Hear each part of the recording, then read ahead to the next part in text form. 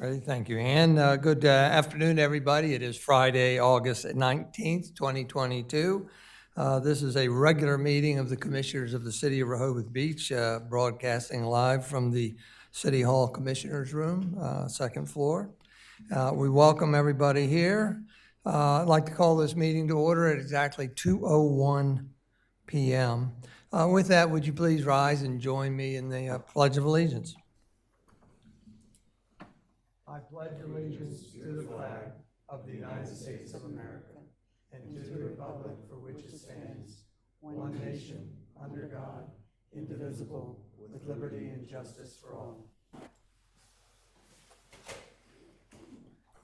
Thank you. Now, next we're going to have roll call. Commissioner Tony Sharp. Here. Commissioner Jay Legree. Here. Commissioner Ed Chernowski. Here. Commissioner Susan Gay. Here. Commissioner Patrick Gossett. Here. Commissioner Tim Bennett. Here. And Mayor Stan Mills is here. We have a full complement of the mayor commissioner, so we have a quorum and can formally conduct business today. I'd like to thank everybody that's here in person. Appreciate you being here. Your input is welcome, and at certain times during the meeting, certain topics, I'll be calling on members of the public, see if they would like to identify themselves and give us some input on that particular topic. With that, I'd also like to thank the watchers that are watching virtually. Remind everybody that our support documents, when they're available, are embedded into the agenda, available online on the city's portal. While I'm on support documents, I would particularly like to do some thanks. And that would be to the authors of the support documents. They take time to create them and put them together. And of course, they're very valuable during the meeting, during the presentation. However, those that get those support documents to us early so they can be embedded in the agenda, I want to thank you because that's a little extra effort. And I'd also like to thank Ann Womack, City Secretary, for her effort. She often puts the agenda together and then gets a few 10% of the support documents and publishes them, and then the next day she gets another 15% of the support documents and publishes them, and so on. Takes 5, 6, 7 times sometimes. So it's a lot of burden on her, but we thank you because we have one of the best support document systems in all of Delaware, I believe. With that, I'd like to also identify some of the staff here today joining us, and that is Interim City Manager Evan Miller, City Secretary Ann Womack, Public Works Director Kevin Williams, Chief of Police Keith Banks, and City Solicitor Glenn Mendalis. Thank you all for being here again with us today. With that, I'd like to identify correspondence embedded in the agenda. Are 4 sets of correspondence, 3 pieces of email embedded early under item 4. There's also a 4th bit of correspondence from the Rehoboth Beach Volunteer Fire Company, and that is embedded back in the parking issues topic later in the agenda. With that, I want to move to approval of the minutes. We have 4 sets of minutes in front of us. 2 are executive sessions held on July 19th and July 27th, 2022. These are actually, because they're executive session, they are confidential minutes being approved. Then we also have 2 minutes from special meetings held on July 19th and July 27th. So I could entertain a motion to approve the 4 sets of minutes as noted. Motion to approve the 4 sets of minutes as noted. Second. We have a motion by Commissioner Gay and a second by Commissioner Chernowski to approve the 4 sets of minutes before us. Is there any discussion? If not, all those in favor of approval of the 4 sets of minutes signify by saying aye. Aye. Those opposed? And the minutes are approved unanimously. With that, we'll move right along to the city manager's report. Good afternoon, Mayor, Commissioners, members of the public. First, I'll do the street aid expenditures. We have 2 street aid expenditures this month, one in the amount of $9,312.83 payable to Delmarva Power, The second totaling $3,528 payable to Apple Electric. Thank you. So I would entertain a motion to approve two sets of expenditures, both in August, one dated the 4th of August for an amount of $3,528, one dated the 11th day of August in the amount of $9,312.84. So your motion could be to approve both sets of expenditures totaling $12,840.83. So moved. Second. We have a motion by Commissioner Sernowski and a second by Commissioner Sharp to approve the two expenditures, the two invoices for August in the total amount of $12,840.83. Is there any discussion? Yes, just a question. DP&L I know is streetlights. What was the Apple expense for? I believe those were for repairs that were done on the streetlights on Rehoboth Avenue. All right, thank you. So we no longer have an in-house electrician. Sam, I think, has left us. So now we subcontract all our electrical repairs. Yes. All right, thank you. Thank you. With that, let's see, I'm sorry. Do you have anything else? I do. Okay, go ahead. There was a vote on Take a vote. We didn't vote. We need to vote.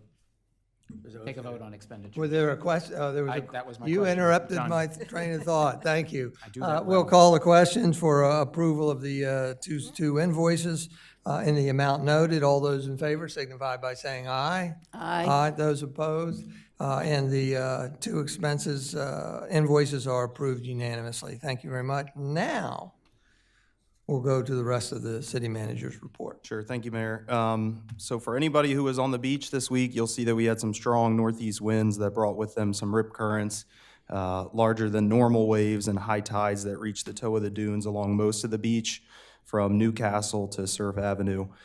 Staff has not noticed any significant damage to the dunes or fencing, but Beach Patrol did limit swimmers to waist-deep water a couple of days this week.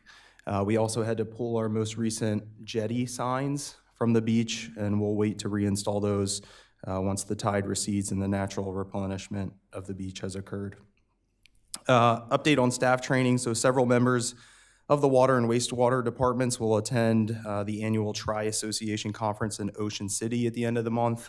The conference provides professional training opportunities that help staff meet the mandatory training requirements necessary to maintain their operator's license. An update on seasonal staffing. So many of the seasonal staff with Beach Patrol and Police Department have begun leaving to return to school or other responsibilities. Both departments are adjusting coverage to address the August departures. Lifeguards are currently down to roughly 17, and the seasonal cadets are down to 6. And then in the Streets Department, we'll see some of the seasonal employees leave after Labor Day. An update I wanted to talk about on sidewalks at construction sites. We had some public comment at the last meeting, so I wanted to address this. We have a number of new home builds currently under construction around town. I think last we checked, there were about 27. So we're completing a site visit at each of these construction sites to ensure that they've installed the required silt fence and runoff protections, as well as a walkable surface for pedestrians.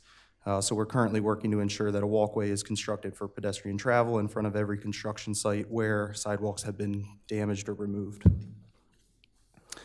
An update on our summer interns from the University of Delaware. You'll recall we had 2 interns from the environmental engineering or studying environmental engineering from the University of Delaware. One was Grace Wooten, who had left us this week, and Lance Wonder is our second intern who's leaving us next week. They've proven to be a tremendous asset to us and have worked on a variety of different projects under the Director of Public Works. So I'd like to thank Kevin for helping keep them busy every week this summer, and also thank Grace and Lance for everything that they've done. Finally, an update on parking meter revenue. So parking meter revenue so far for the month of August is $1,080,255, and that is as of August 17th, which was Wednesday of this week. Compare that to last year, parking revenue for the entire month of August was $1,275,775. So we've got about a week and a half remaining in the month, so we are expecting to exceed revenue from last year for the month, which is consistent with prior months this summer. Also happy to report that as of August 17th, so Wednesday of this week, we've exceeded our parking meter budgeted revenue by $310,000. And that's all I have, Mayor. Thank you. Are there any questions from the commissioners? Curious, Evan, on the interns, did they have any specific projects that they were focused on or?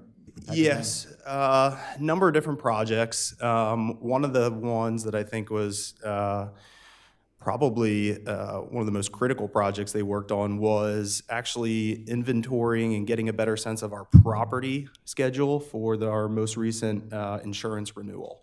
So we had a list of several properties that weren't very descriptive in terms of what the property was. Was it a building?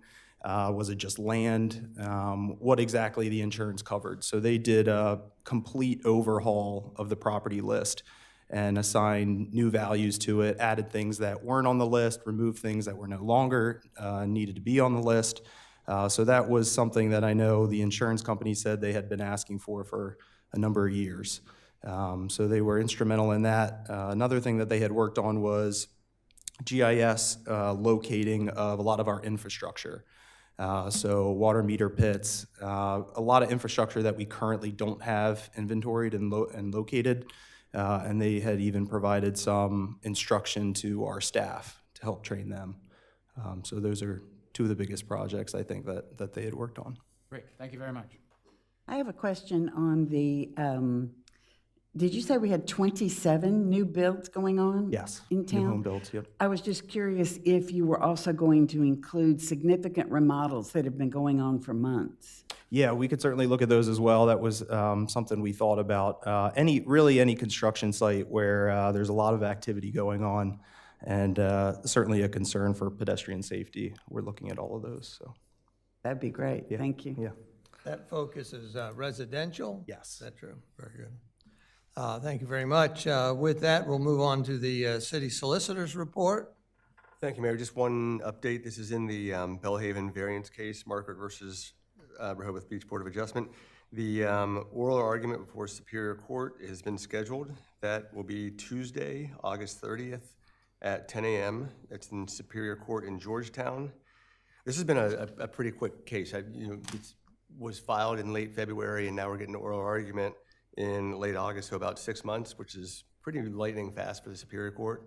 Once that oral argument happens, then the 90-day clock we always talk about starts to tick away, and they'll have 90 days to decide it. But if the pace with which they've been moving this case along is any indication, they'll probably get us a decision quicker than 90 days. So, Do you intend to be at that, or do you need to be at that? I had not- That's a special meeting date for our tree. yeah, I had not intended to be at that. I'm not making an argument in that case. Okay. What was the date and time? August 30 at 10 a.m. Tuesday, August 30, 10 a.m. That's when we have our special meeting Yeah. at the tree. And because of the litigation there, is there a stay on, is there any stay because of that? So when a Superior Court action is filed, my recollection, I always get this backwards because the city's one way and the state's the other way. One of them is an automatic stay, the other one you have to request a stay. My recollection is that it is an automatic stay at Superior Court. So I think that in this instance, there is a stay on that application proceeding. Can you confirm that? Yeah, I can do it while we're here, actually. And I have one other question. And this is, it may catch you off guard, so if you can't answer, that's fine. I remember last year, there recently was a court ruling in favor of that Lingo case, which had to do with the railing. Mm-hmm. I remember at the same time, I thought Langford also filed litigation. Were those two cases combined? Because in the ruling, there was no mention of that other Right, case. they were not combined. What happened is the Superior Court, if you remember, it initially went to Superior Court. Both of them, they were both filed, the Lingo case and the Langford case. They both went to Superior Court.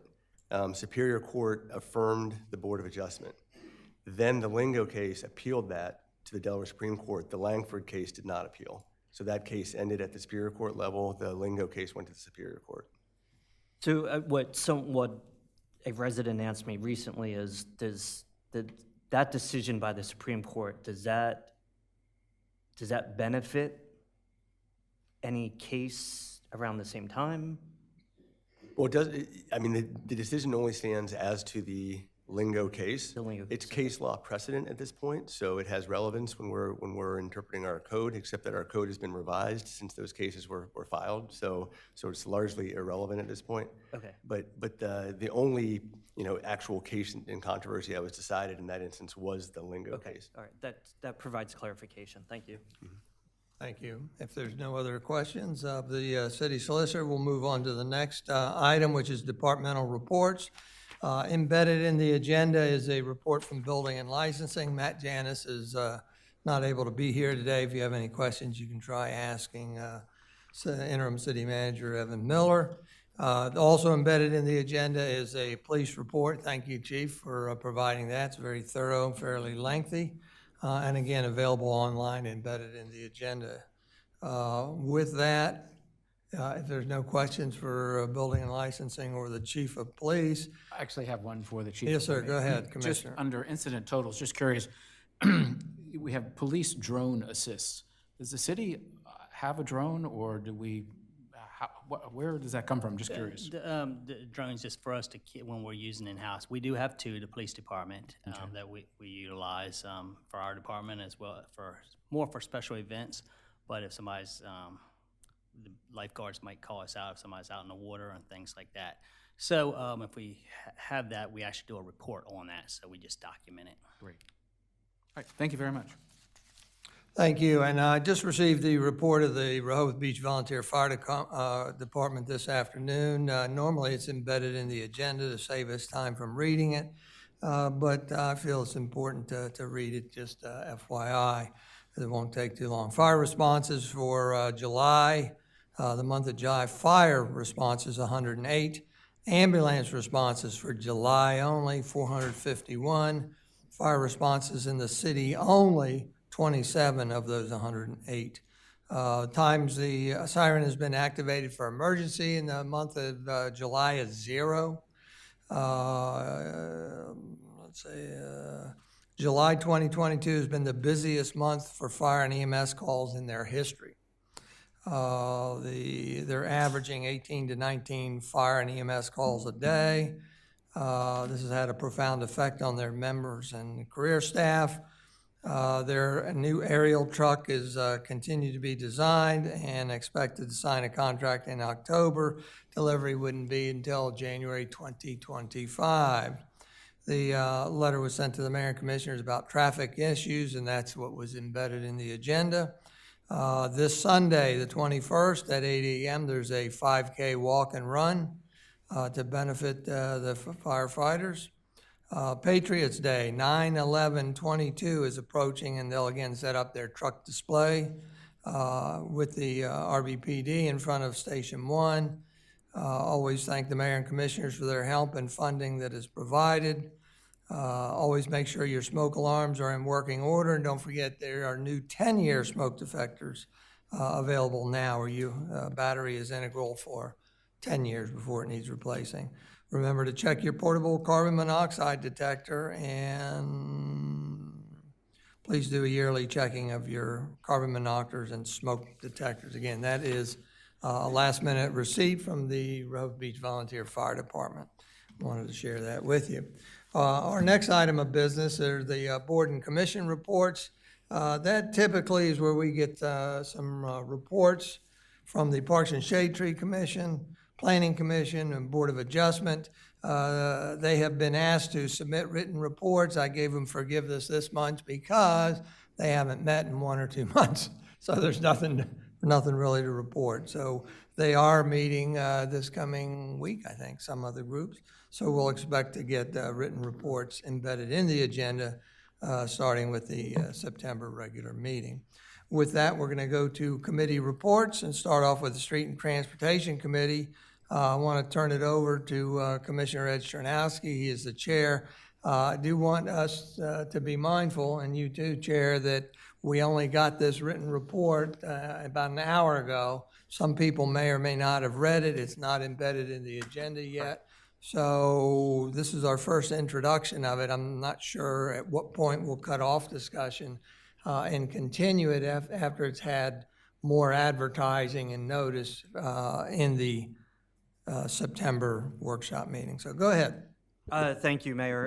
And we just had our committee meeting yesterday where we reviewed and revised this.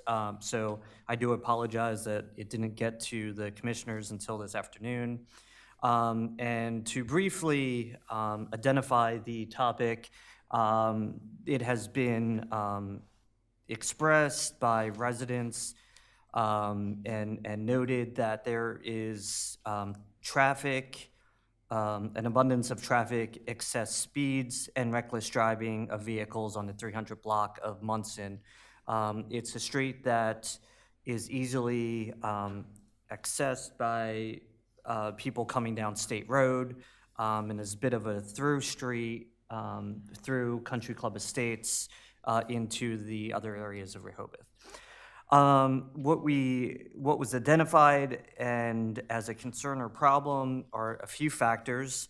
The length of the block is pretty long without a stop sign or a cross street.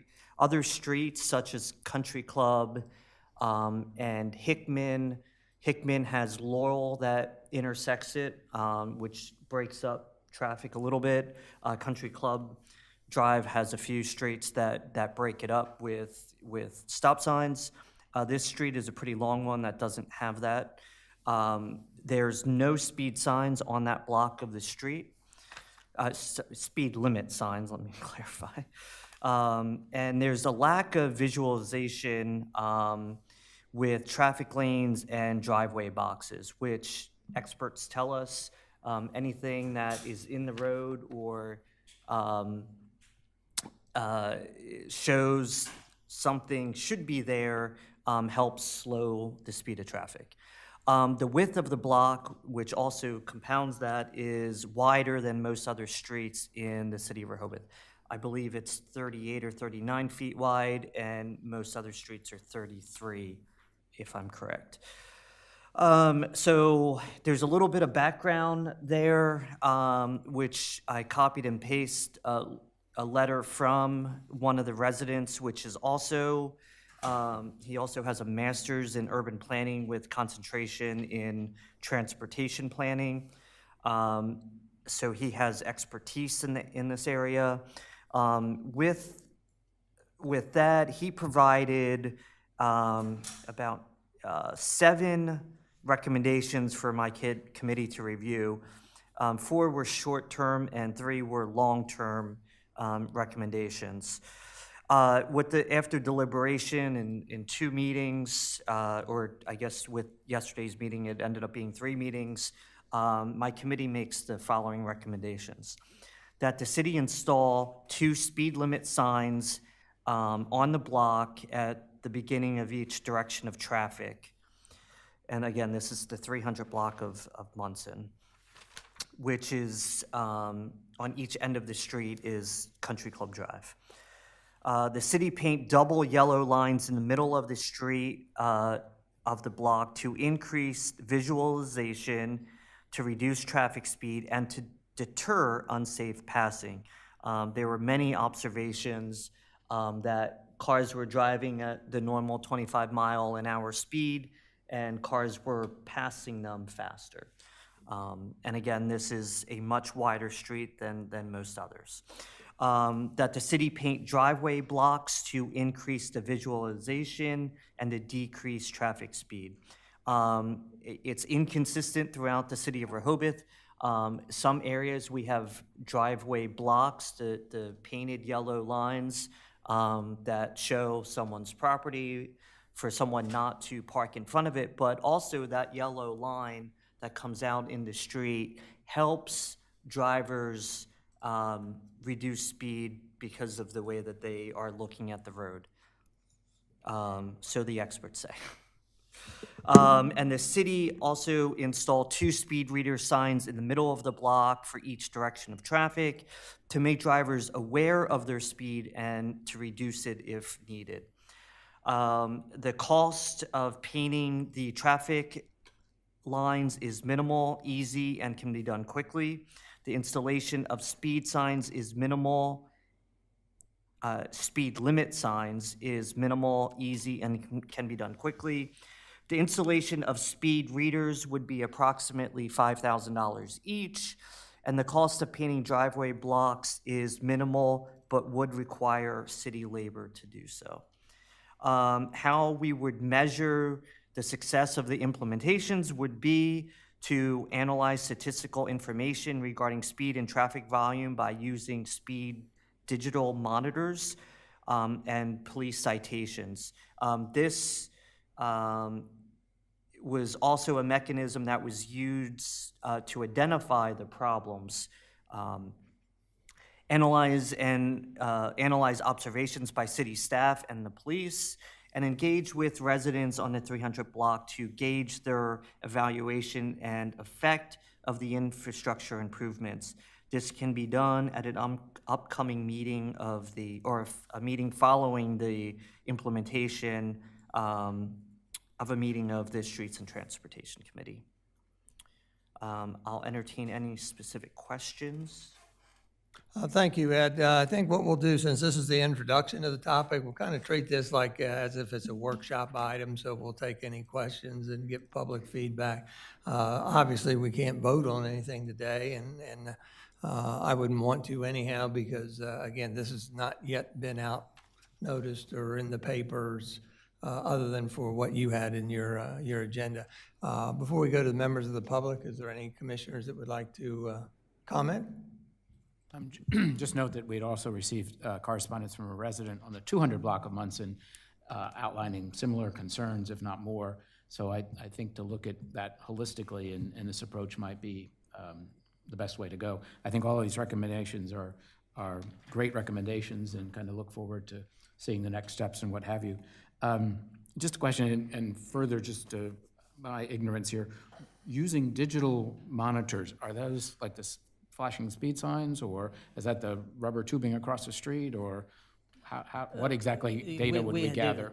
The police department has their own mechanism that you actually strap it to a pole, whatever, and it starts monitoring the vehicle. So you don't necessarily have to put the tubing across the roadway anymore. So it's more portable and more accurate.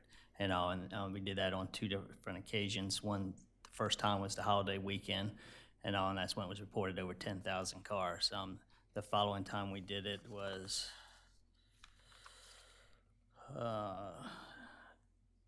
July 22nd through the 25th. So we did the Friday mornings through mid-morning of Monday. So we're consistent both times that we did it, and we had an average about 5,400 cars, almost 5,500 cars. So not only is the speed there and some issues where we're seeing a lot of people using through the stop sign, and we've been down there citing that is a volume issue. Yeah, definitely, yeah. When you say stop sign, a volume issue of too many vehicles? Well, there's a lot of vehicles. Tendency, if you see Rehoboth Avenue, if the beach starts clearing because of bad weather, it's a cut through to Munson Street. It just naturally goes that way, and then it backs cars up. So if the cars are backed up on Rehoboth Avenue, you're going to see the vehicles at a standstill on Munson Street. And just curious, going forward, with regards to these recommendations, will they, Chief, will you give your response to us during the workshop, or will there be follow-up, or are we just going to accept this as the way we should go, or is there any additional information that could be shared? Well, I think I intend to put it on the September workshop, and likely it needs to be very brief if we fulfill our needs today. But it does give opportunity for additional residents on that street or others to speak up at that meeting, and then we'll decide on a path forward. And I wonder if in the next meeting of the Streets and Transportation Committee, if you could ask them if they will. There's also traffic management devices of tree bump outs, which visually reduce the impact of when you're driving down the street. If you see the trees or bump outs will have a tendency to slow down vehicles also. And again, just kind of sitting out there for a few days last week, consideration of 4-way stops, both at Bayard and Scarborough. Just again, if the committee or anybody there that would have knowledge of this, just those considerations to look forward on. I will say the problem doesn't seem to be from State to Country Club or from Country Club to Scarborough. It's really that one block, and it's because of the length of the block and the width that and just the positioning of where it is with And State has a big Road. curve in it, Yeah. yeah. Thank you, Commissioner. Commissioner Gossett, you mentioned a letter of correspondence from somebody. That person is Marie Hakovich, and actually you can find her letter embedded as number 1 in the agenda, so everybody can read it if they like. I know we probably have at least one member of the public here that lives, or 2 that live on Munson, but I think you had a relative good number of people on that Yeah, street. we So had could a you tell us very- about the buy-in of the residents there? I hate doing anything on a street when there's not buy-in, enough sufficient buy-in There from the was, residents. we received many, many letters of correspondence, as well as the last meeting was very well attended by residents, and everyone was in favor of these recommendations. But were they dominantly living on that street? Yes. Because the opinion from somebody living on Henlopen may not have the same weight as those Yeah, living on. everyone at the last meeting lived on that block of Munson Street. I have a couple of things. First of all, Patrick said exactly what I was going to say about the trees. I'll get to that in a minute. But I've been following this, and I watched, I think, one of your meetings, because I live right around the corner from there, and you're absolutely right. It's become a huge problem, and especially all the backing up. I mean, I've noticed that. It's like every time I walk out, I can see down the block to the traffic that's backed up. So I think it's an excellent start, and I think that all these are great solutions. But as the mayor mentioned, there's this letter from Marie Hakovich, and I think she, in my mind, I guess it is a start, not a finish, that we should look at it holistically. And she mentions, and I think this goes directly to what the chief said about the amount of traffic. It's the full length of Munson Street is the only direct route from the Avenue traffic circle and State Street to the entire south side of the city. So when people are leaving the beach and Rehoboth Avenue's backed up, or if they want to go to the south side, that's their one through street. So it really is, I mean, I think it's the volume as much as the speed. And, you know, it was music to my ears to hear how wide it was. I hadn't focused on that until you all started studying it. And all I could think of, and I have to put on my green infrastructure hat here when I'm looking at this stuff, it would be a perfect candidate for bump outs for some more trees. There are street trees on that block because it's one of the few that has a wide enough strip to accommodate them. But there's no question that trees are traffic calming devices. They're used in many cities exactly for that reason. And it would, you know, probably lose a couple parking spaces, but whether it's at a corner or in the middle or strategically placed, I truly think it could benefit from that. And then the other thing, and I had actually sent an article to the mayor a few days ago about this, and I understand it's a much bigger issue that we may not even be able to do, but the topic of speed limit has come up. And, you know, I know there are other communities that either already do or are considering that, but we are limited in what we can do by the state, but that's something else that, you know, is probably a topic for another discussion.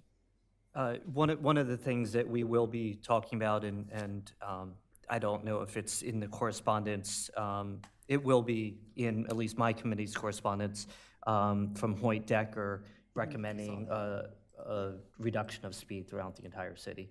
And that's something it wasn't on the agenda, so I didn't entertain a discussion about it, but it will be on another committee meeting, as well as just a need for a traffic study throughout the entire city. And just the pros and cons of that, what would they look at, how to reduce, or maybe the flow of volume out from one street to many streets.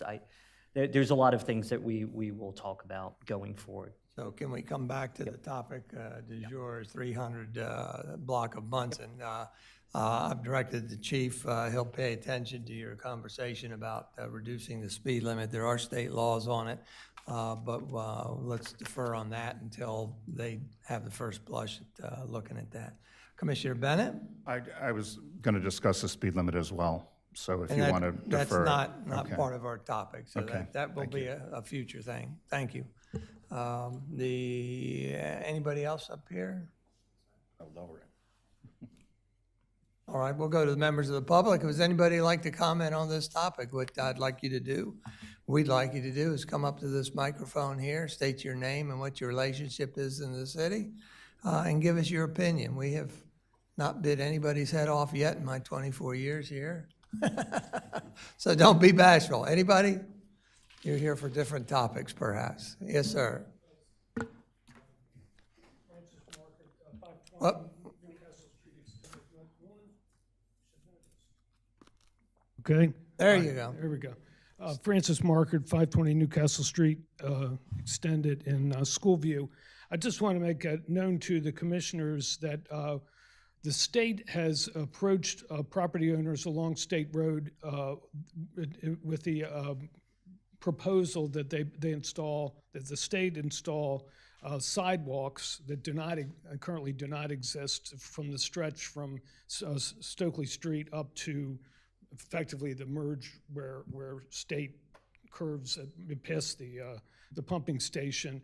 They have visited us a couple weeks ago, and from conferring with the various property owners that are affected, they originally proposed like a 6-foot wide sidewalk, which in a number of cases, there's not enough room for a 6-foot wide sidewalk, and the fact that in the places where it could be placed, there would be a lot of tree removal and so forth and so on. But anyways, the bottom line is they've decided to go back and to redesign it with, in some cases, a 5-foot to a 4-foot wide sidewalk. But still, I would say, I mean, I think it's a benefit. However, there really isn't, I think their major concern had to do with student traffic going to the school. And quite frankly, there's little or none, at least along that route, because some kids even cut through Schoolview and so forth, and obviously most of them come via vehicles or school buses. But anyway, I just want you to be aware of that to me, as it gets up towards at the junction there, where a state splits, so to speak, there's very little room there. There's this sort of kind of a traffic island there that it would seem to me could be reconfigured and would give you more width in terms of the roadway, and possible, could give up some space for that. My only suggestion is that it would seem to me that the city would be involved in this in some way. It doesn't sound like they're involved with the city at all. So I just wanted you to alert that that's underway. They said that it wouldn't be in construction phase probably for another year, or maybe in October of 23. Right. So I just wanted you to know about that. Thank you. Thank you, Bonky. Appreciate it. Last chance, members of the public. If not, then we will put this on a future agenda. And Ed, I'll talk with you, because I don't know if you want to defer additional discussion until after you talk about speed limit and some other things, but get together with me. Thank you very much. We've got Marie. With that, we're going to go to the next committee report, which is the Stormwater Utility Task Force. Chair, Commissioner Jay Legree, you have a report for us, please.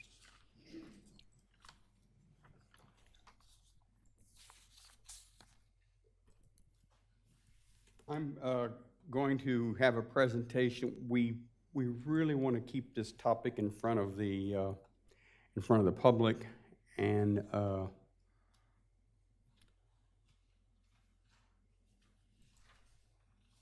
that's what I want to do.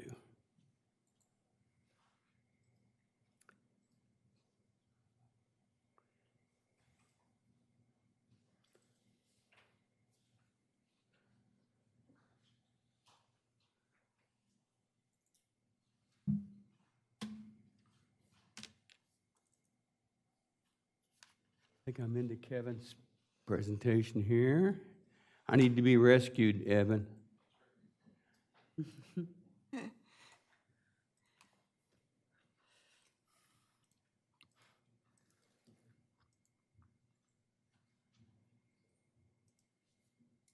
This is not my presentation. Oh. Now, let me see what I got here. If you need to, I can bring it up on my screen. Just give Kevin's presentation, maybe he'll give you My thumb drive. That may not be my thumb drive. Excuse me. If that's it, I can. pull it up for you. It looks like it is in the, that's my thumb drive. Well, it's attached to the agenda, can we get it?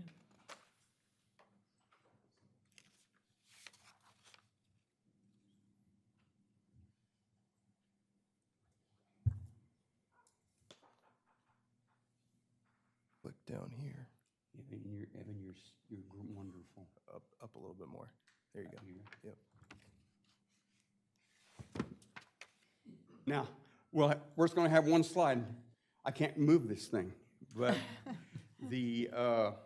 we'd like to keep the stormwater utility that we're developing in front of the city, in front of the commissioners, and to keep talking about it, to keep it in public view. As I go along, I'm going to add some things that I hadn't planned on adding. I had an hour conversation with a resident yesterday who doesn't agree that we need this. And another commissioner had a conversation with a resident who was asking a very similar question in a much nicer way. But as I go along, I hope I can fill in those blanks. This all started in about January of 2020. The state of Delaware has been developing programs for resilient cities. They've been developing stormwater awareness. They had a stormwater manual that they published in 2019, and so the city has been aware of the pressure to start dealing with our stormwater. We don't have any problems. We're doing a great job, but the state wants us to get organized, have a utility, a funding mechanism, and the EPA wants the same thing. President Biden assumed office on the 21st of January, 21, and by May, he had confirmed the administrator for the Office of Water and EPA. It's a person whose name is, her last name's Fox, and she has a deep experience in stormwater, in clean water, in wastewater, and she's on it. She's on it. And on April the 5th, we had a memorandum from her and titled Accelerating Nutrient Pollution Reduction in Our Nation's Waters. And that memorandum just hits Rehoboth Beach right where we live, because EPA is really worried about dumping nutrients in the ocean. And they're not backing off. And so that's probably the main reason that we're going forward, but we had been going forward with a stormwater management plan for a while before we signed a contract with our consultant in the beginning of 2020. But then the pandemic hit. And so we had a period in there where it was just not possible to make a lot of progress. But this spring, when Evan was our project manager, we got going again, and we appointed a stormwater task force, and we're moving forward to develop a stormwater management plan. And the EPA will tell you that if you don't manage the funding with a utility, you're really missing an opportunity to have a well-controlled stormwater program. So that's what we're doing. Delaware Title VII, Chapter 40 tells us to do this. It tells us not to dig in the dirt in Rehoboth Beach, Delaware, unless we have a stormwater management plan to control erosion and sediment, and we're doing that.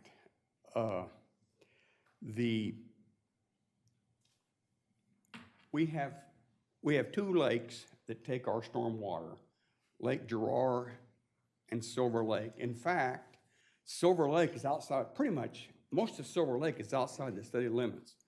But Rehoboth Beach stormwater contributes 51% of the water in Silver Lake. And if we did not contribute stormwater to Silver Lake would be mudflats. So this is an ongoing thing. It's going to continue, and we're just going to have to deal with it. Stormwater is with us. Stormwater is all the water that falls out of the sky. There are lots of definitions, lots of practical ways to control stormwater, but it either soaks in the ground or goes in the ocean. It's a fairly simple equation. And Rehoboth Beach, all of our stormwater goes straight into the ocean. We have a little tiny bit that goes in the canal still, but now the school has their own detention lakes over there, and they can manage their stormwater really well, except we have to back them up with the overflow if they really get in a lot of water and it overflows into Silver Lake. But we have Maryland, Rehoboth Avenue, Delaware, and Laurel, and those are 4 stormwater pipes that go under the boardwalk and go out into the ocean. They've got to be really super clean. And we have 2 lake outfalls. We have one on the very southeast corner of Silver Lake, dumps into the ocean.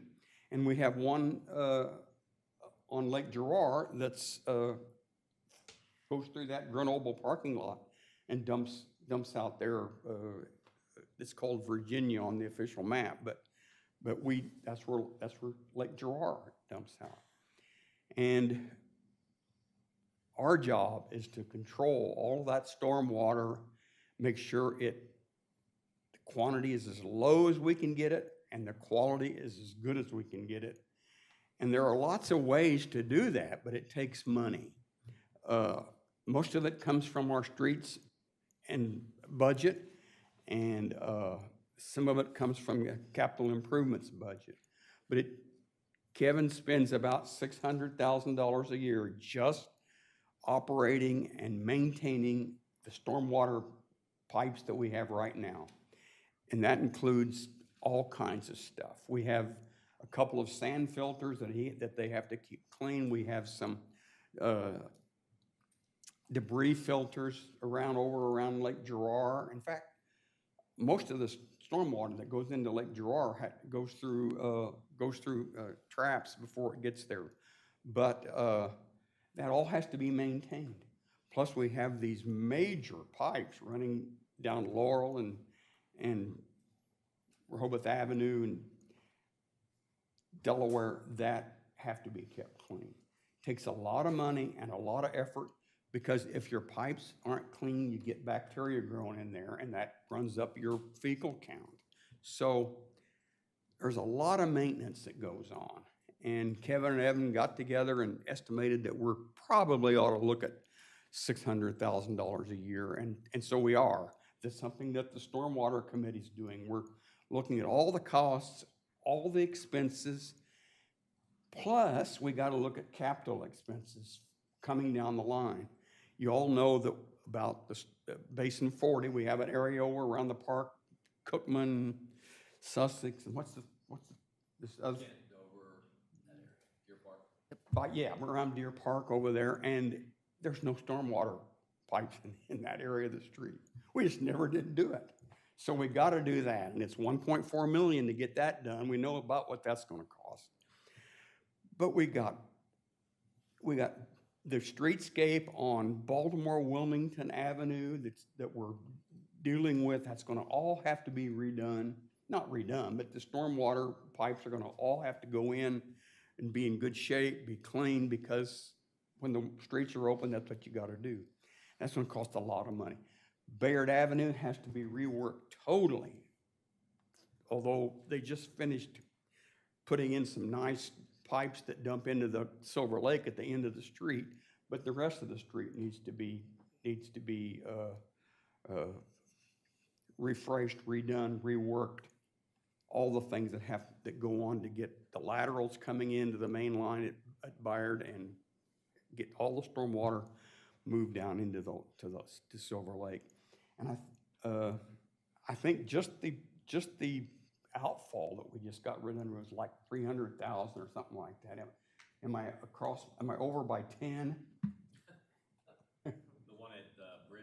Yeah. Yeah, it was closer to 20,000. I'm sorry, I'm over by 20.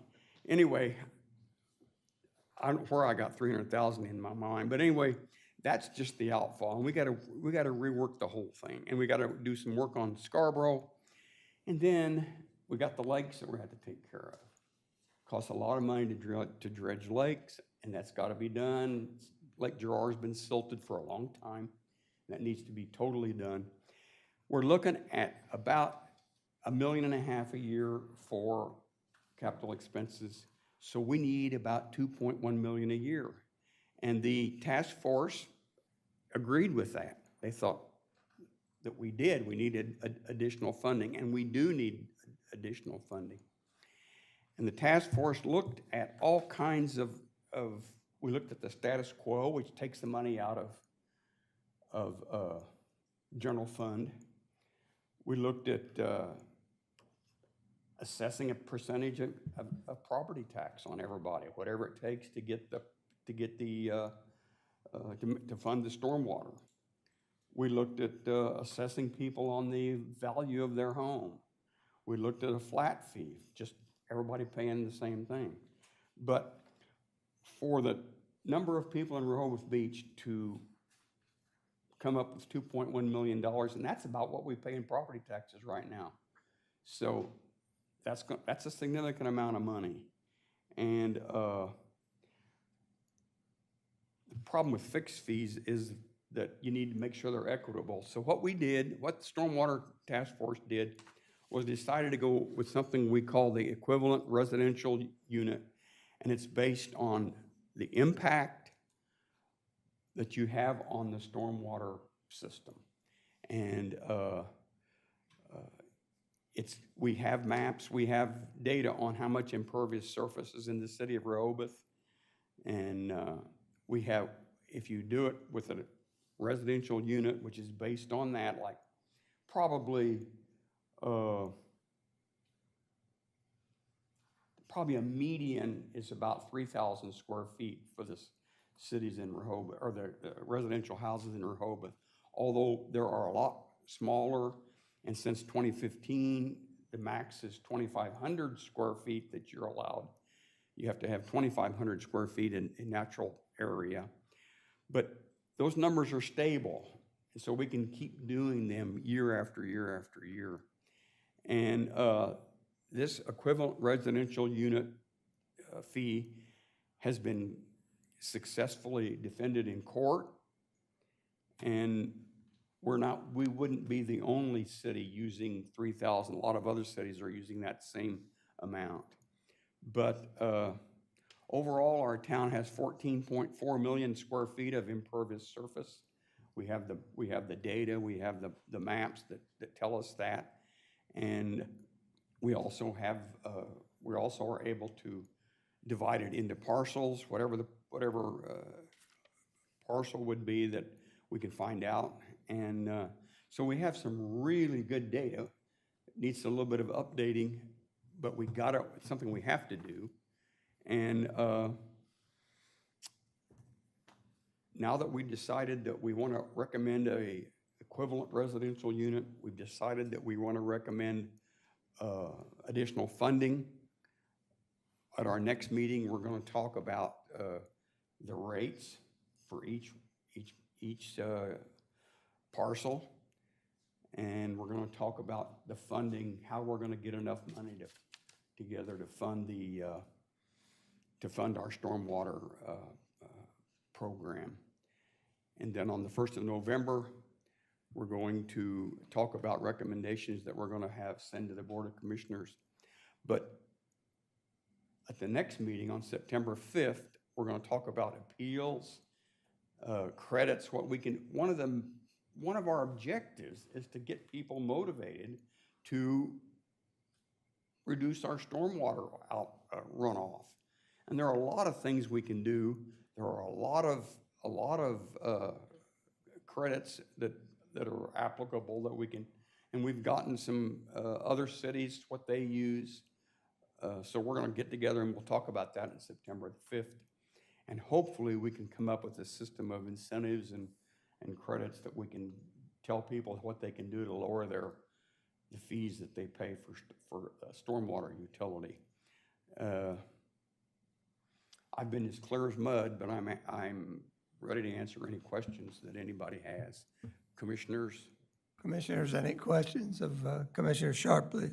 I have just a curiosity about the map that you've got on the impervious surfaces.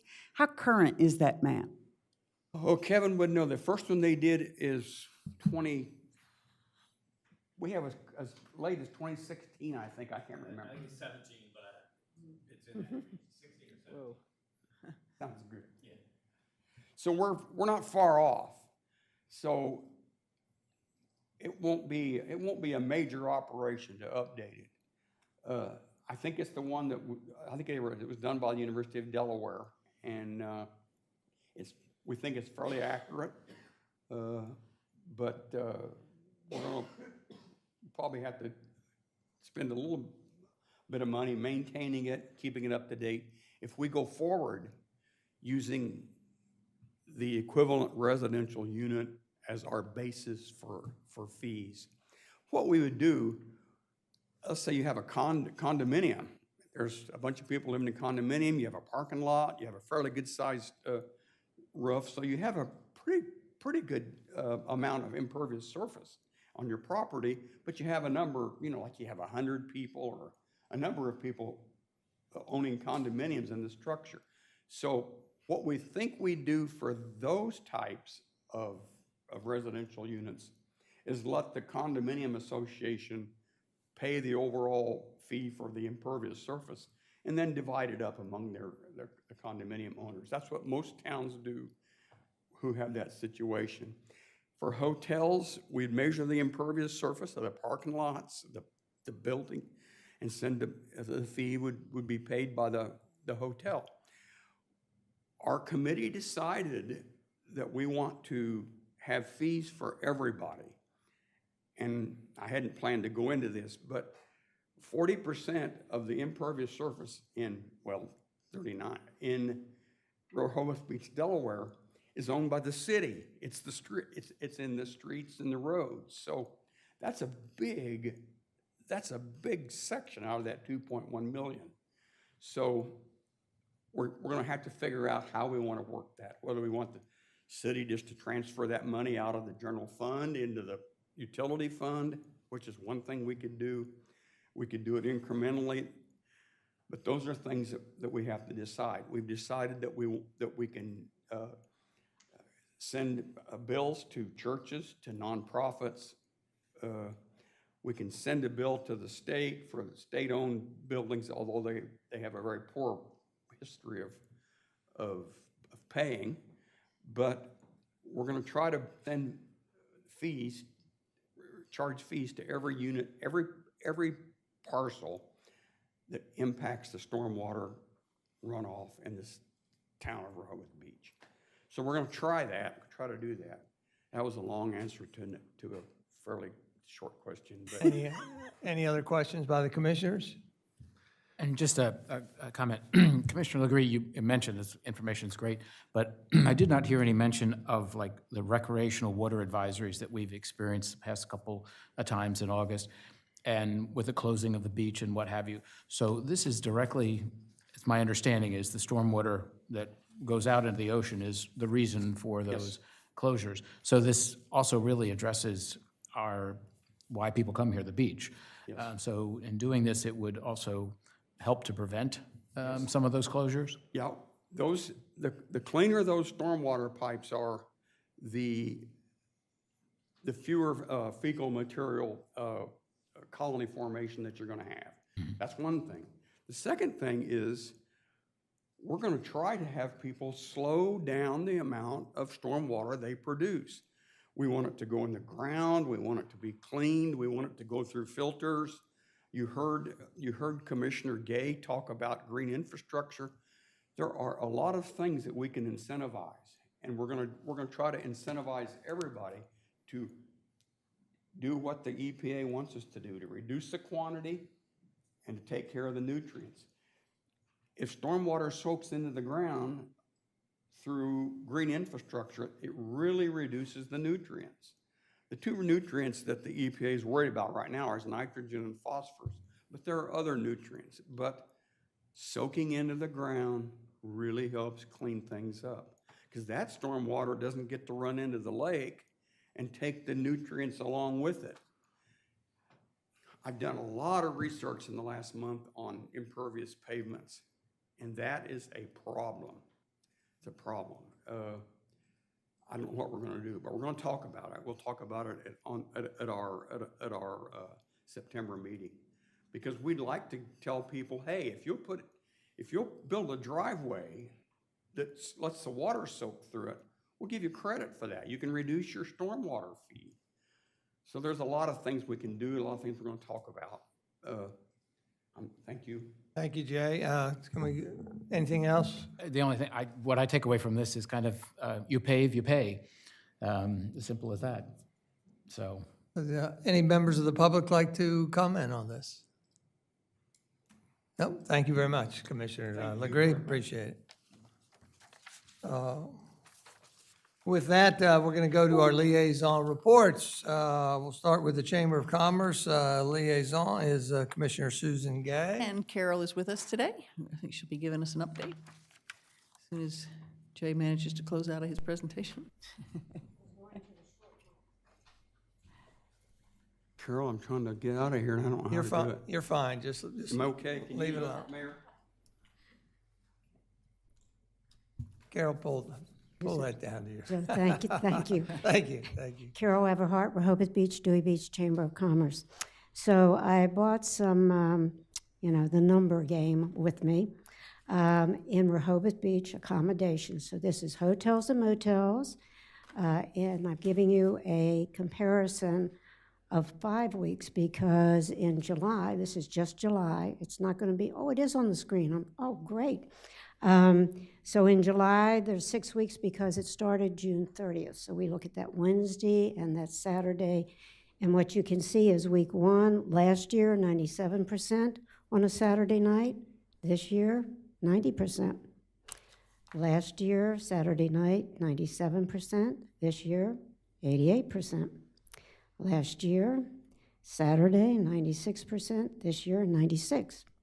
Week 4, 97 and 97, and week 5, 96 and 98. And I was asked by several people, why it looks like it's a little off, Carol, what's going on? The best we know is that there were a number of extended rentals or year-round rentals, and most likely that weekend visitor that used to come and rent the hotel room is utilizing that space instead. That's the best guess. When we look at the comparison, 19971 zip code. So again, you're talking middle of the Indian River Bridge into Midway and into here.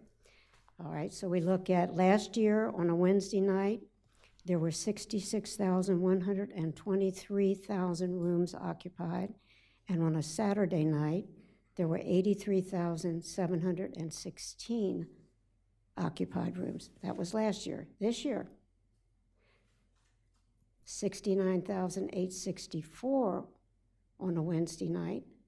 This year, 91,977.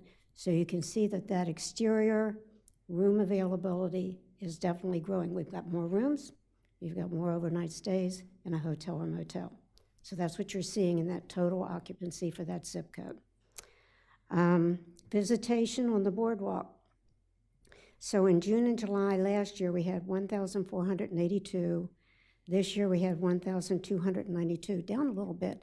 And I asked our staff down there, what do you think's going on with that? And immediately, they said, well, last year, Funland wasn't open all the time, so they were running up to the kiosk. So probably we're going to see we'll know next year. We'll see that comparison. That's most likely. Visitor Center visitation, June and July, 1,406. Last year, 21, the Visitor Center wasn't open, so there's no comparison. Total visitors, let me see. Visitor Center, June and July, 1,406, and then closed last year. 306, so the admin building, believe it or not, they're coming in, but not in high numbers. In June, we had 28 people stop in, and in July, we had 29 people stop in. Visitors served personally in June and July were 2,755. That's for this year so far, just June and July. Realtor bags in downtown Rehoboth, so this is just downtown, 6,476 realtor bags have been delivered. There's another 2,000 or so to go. We're not to Labor Day yet. Movie attendance, I know it's in Dewey, but it's just interesting. I didn't expect this. Movie attendance was 1,640. We only had to cancel 2 for rain. Bonfire attendance, 2,811. So bonfire is way more popular than the movies. 2 new information pieces for you. DENREC, the new plastic bag policies and rules. We have been had meetings with DENREC representatives. The plastic bags are not allowed regardless of thickness. We have notified the businesses, but we are also going to go around personally, I'd say within the next 10 days, and deliver the notices on that.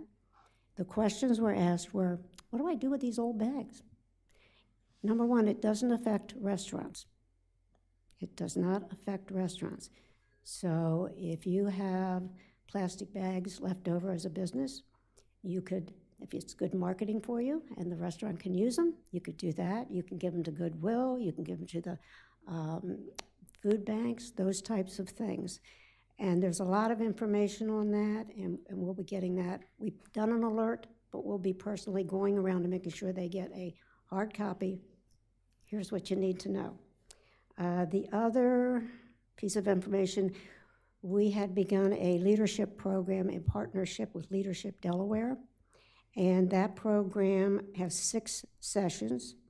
It includes public policy, workforce communication, public speaking, and separate leadership skills on things like teamwork, hybrid workers, how do I manage that? That type of thing. And it will run from 9 to noon every day at the Hampton Inn on Route 1.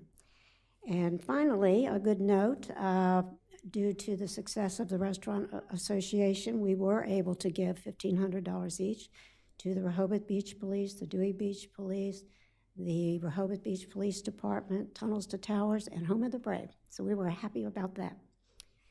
Any questions? Any questions, commissioners? Go ahead, Commissioner Gossett. Commissioner. Go ahead, Jay. Carol, does anyone keep track? I know when I go to the grocery store, the prices have just skyrocketed since last year, and the same with the restaurants. Do we keep track of the escalation of average or median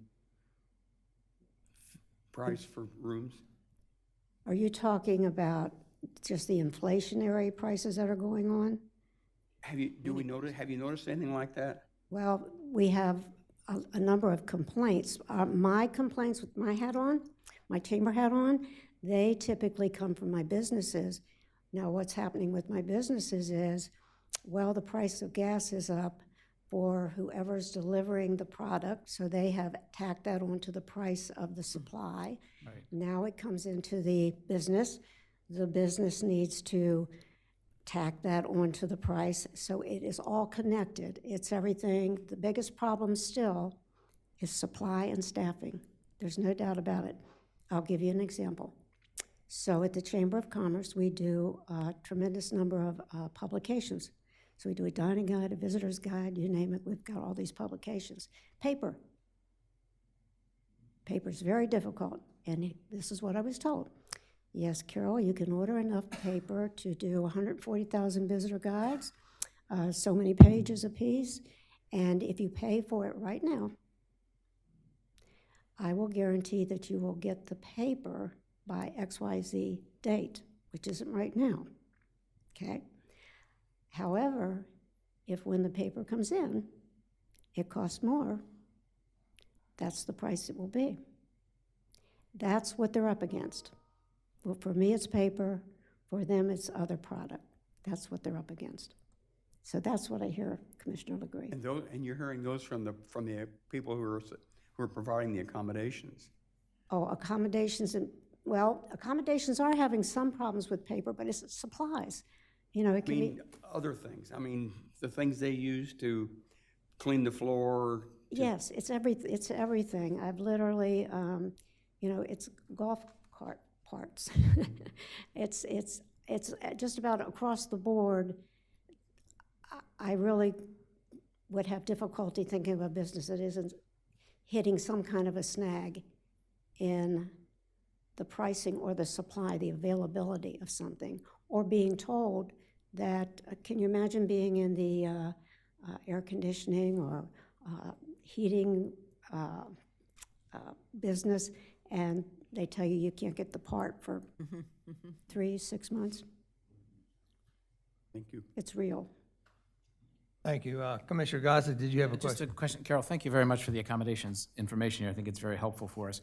But I'm curious and kind of interested if your note at the bottom here, it says the above percentages are based on 1,078 rooms in downtown Rehoboth, which collect an 8% accommodation tax and are contacted weekly.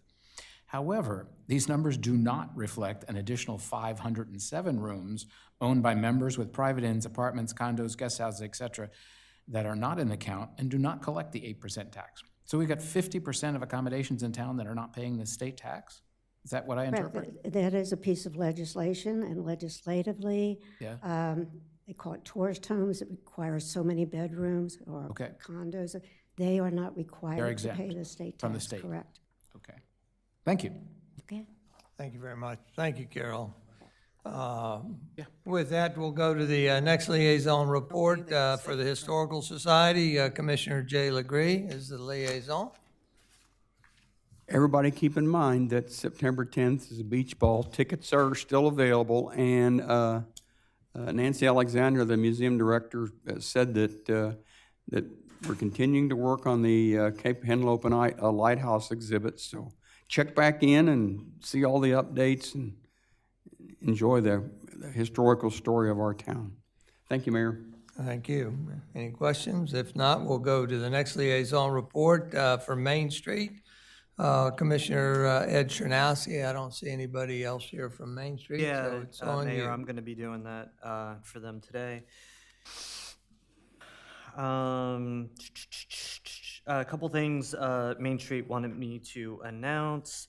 The Cottage in Town Award winners were supposed to be announced today. I don't know that they've been published yet, but keep an eye on email and social media, and I'm sure the Cape Gazette will have a press release as well. Sun Festival is Labor Day weekend, which benefits and is a Camp Rehoboth event.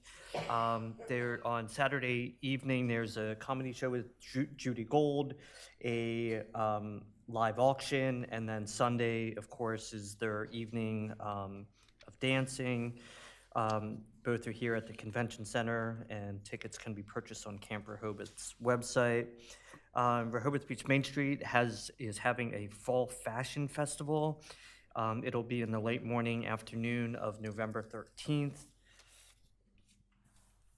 And lastly, Rehoboth Beach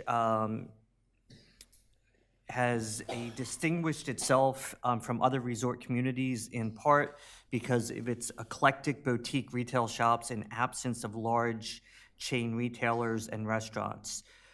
There seems to be some perceptions that it is too hard to have a successful business in downtown Rehoboth Beach. In response, this year, Rehoboth Beach Main Street has conducted its own research to just see how long businesses have been in Rehoboth.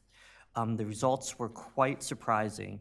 75-plus years, there are 4 50-plus years, there's 24, and 25-plus years, there's 64 businesses, which Main Street sees as a true testament of downtown business.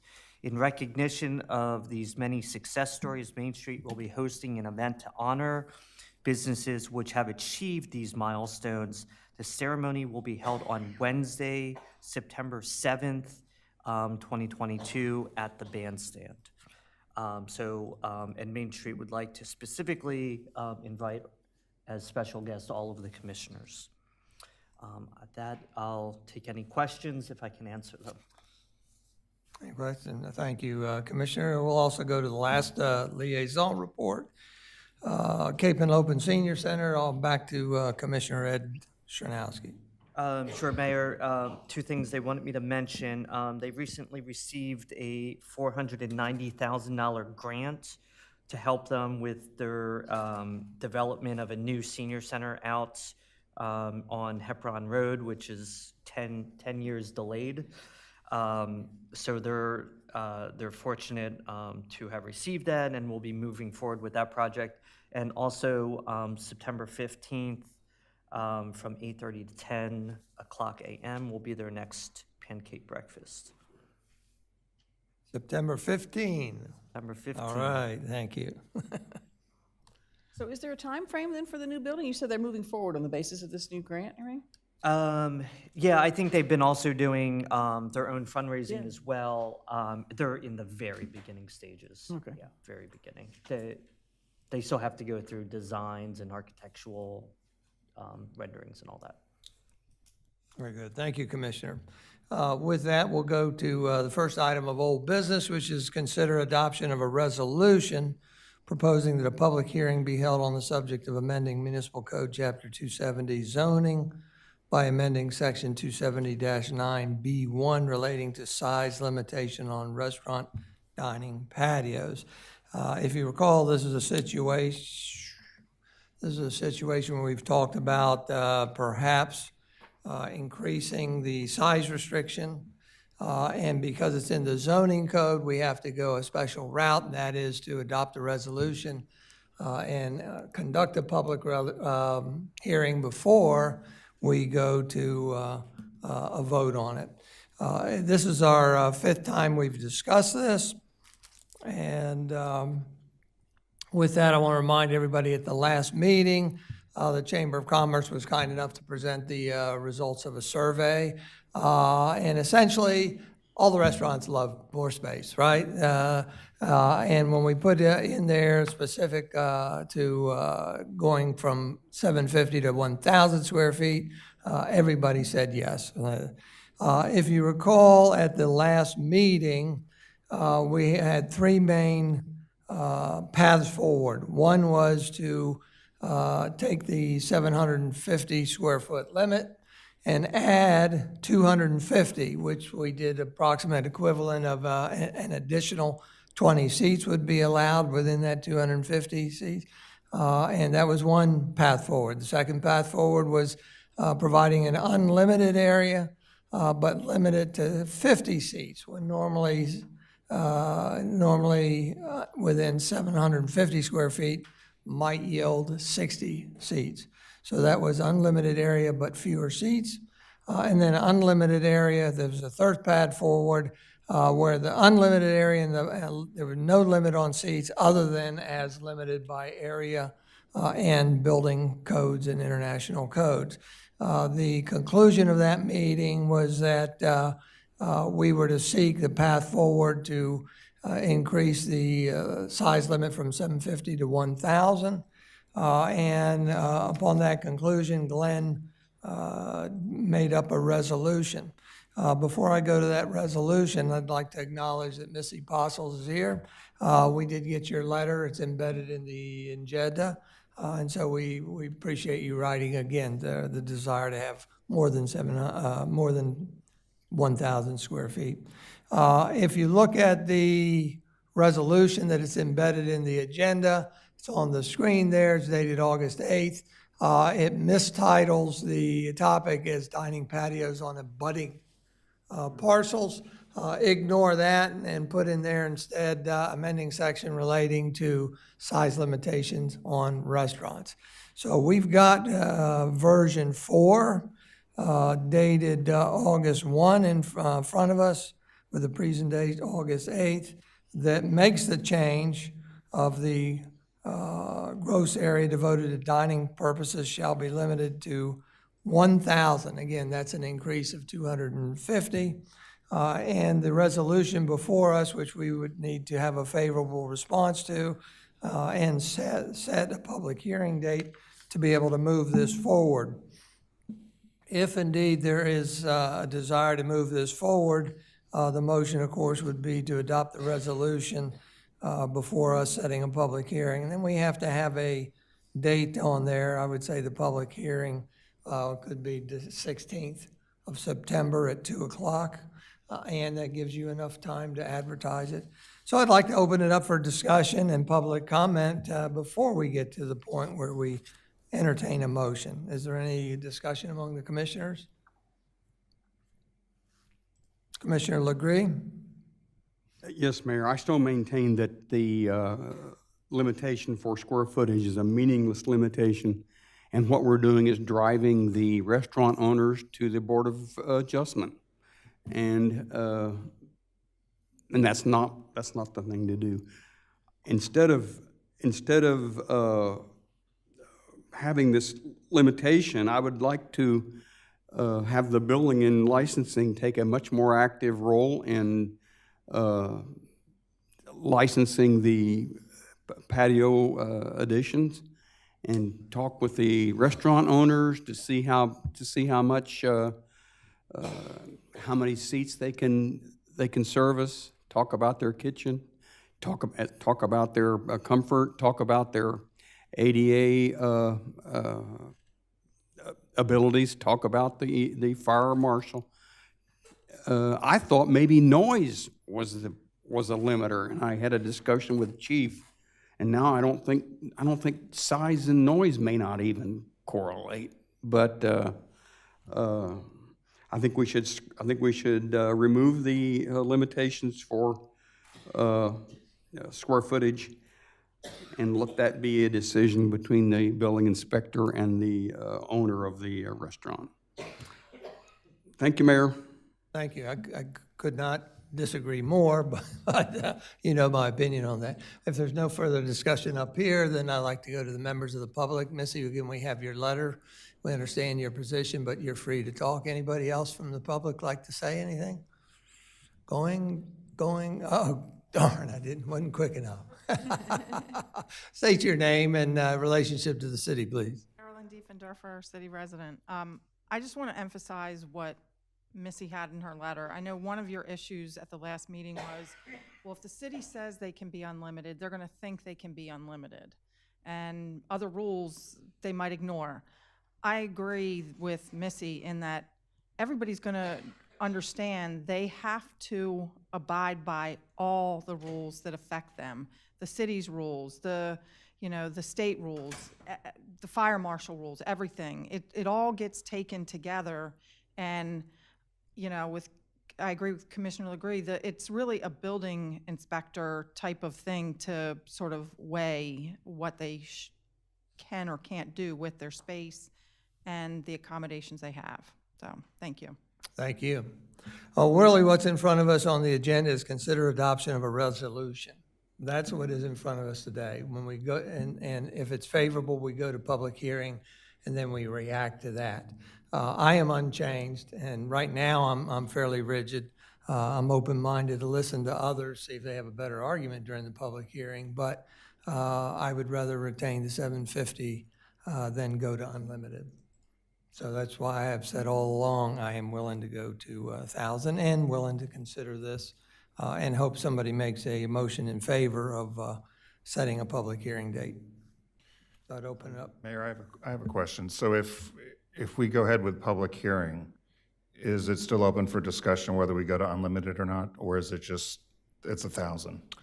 I would say no, Glenn, I'm going to need your thing, because the resolution and the ordinance in front of us is specific to to changing the limit from 750 to 1,000.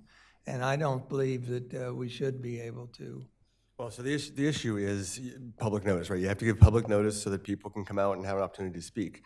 People seeing that this is limited to 1,000 square feet, perhaps people who would be concerned about unlimited square footage will not come out and speak if it's limited in here to 1,000 square feet. So you might not capture a section of people. So if you want to go to unlimited after hearing from the public, I would say you'd need to do another public hearing so you could capture additional input from people who might want to speak on the unlimited aspect of a revised ordinance. So if we move this forward, it's 1,000 and that's it? I would say 1,000 or less. You could go back to, you could say we're going to leave it at 750, we're going to go to 800, but I don't think you could go above what you're publicly noticing. So someone like me that may think differently, it is what it is at 1,000.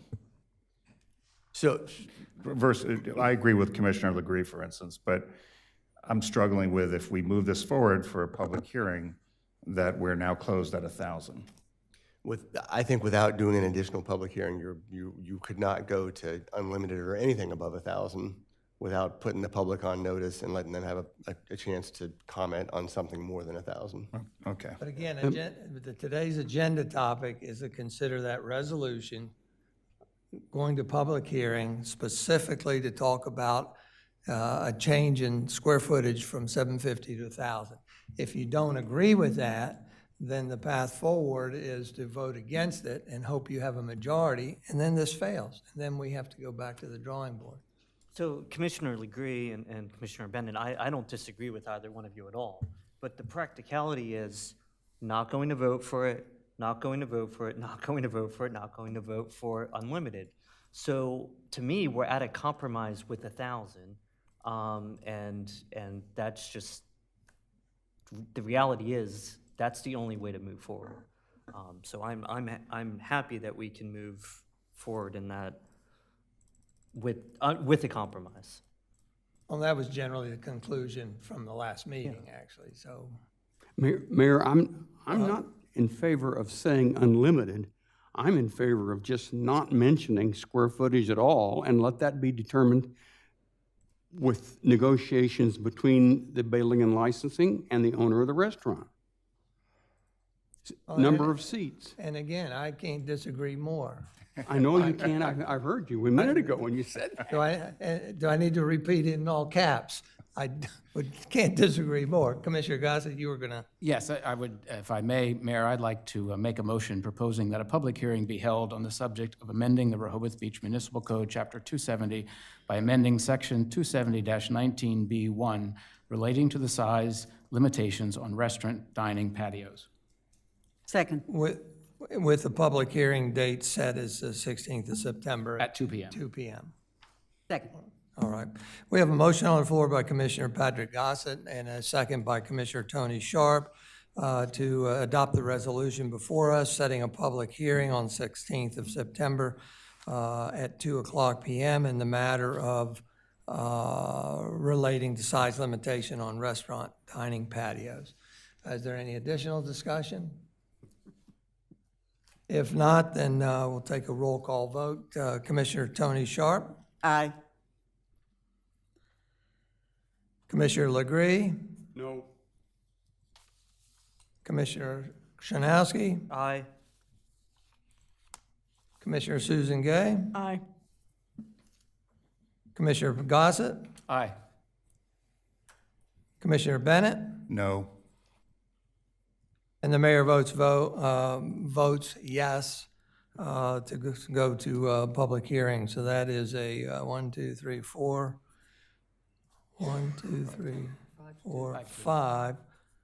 5 to 2, and the motion carries. Thank you very much.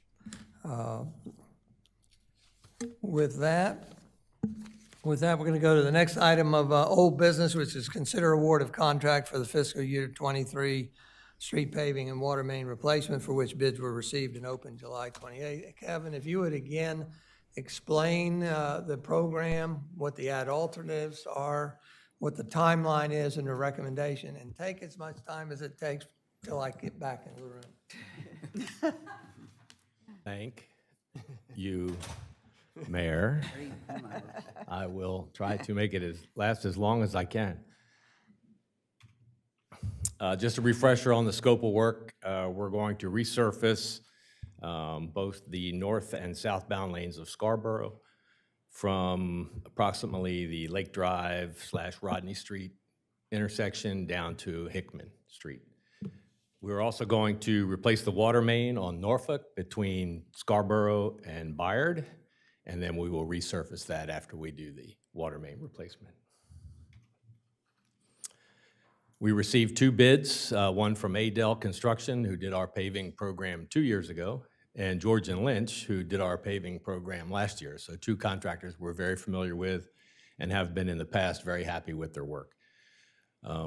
You can see the budgeted amounts we had for the paving was $450,000, which is our typical annual paving amount, and we had $250,000 in for the water main replacement part of that. You can see the base bid was the resurfacing of Scarborough, the Add-Alt 1 was the water main on Norfolk, and then Add-Alt 2 was to do some crack sealing throughout town where we have some large cracks. We think we can buy some additional time on those roadways if we seal those cracks. And then Add Alternate 3 was some miscellaneous additional concrete work if we wanted to take that on. Bids came in pretty good, fairly close, I would say. And what we're recommending we do is award the base bid and add alternates 1 and 2 in the amount of $669,233.75 to Aid Construction Company. And that's the requested action today, is to approve that recommendation to award the contract.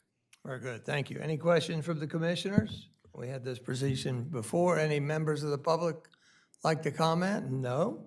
With that, I would entertain a motion to approve award of the fiscal year 23 street paving and water main replacement contract to Aid Construction Company in the amount of $669.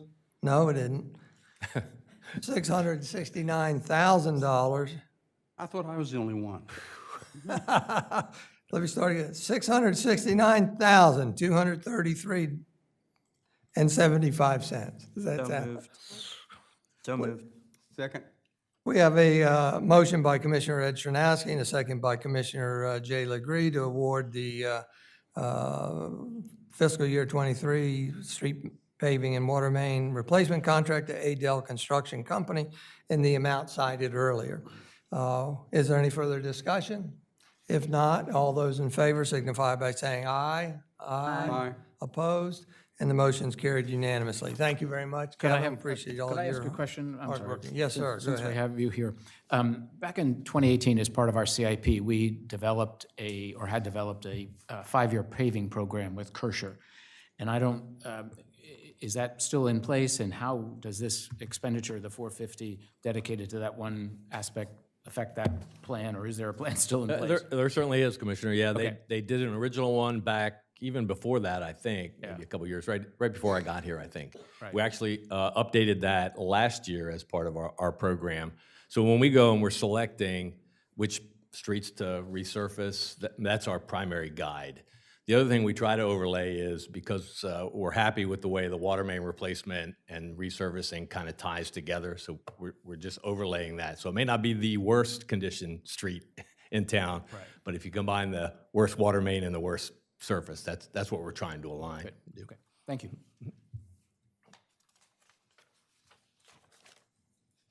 Thank you, Mayor. Thank you, Commissioner. Let me go to, if I can find my next.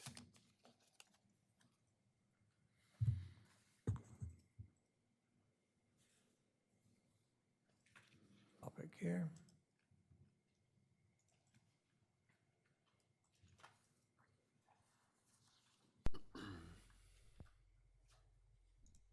Thank you very much. With that, we'll go to the next item of old business, which is to discuss draft ordinances to amend Municipal Code Section 270-19, use restrictions, and Section 270-13D, use restrictions, special exceptions of the zoning code to permit a restaurant dining patio to exist on a parcel abutting the parcel upon which a restaurant is situated, whether or not the parcels are in common ownership.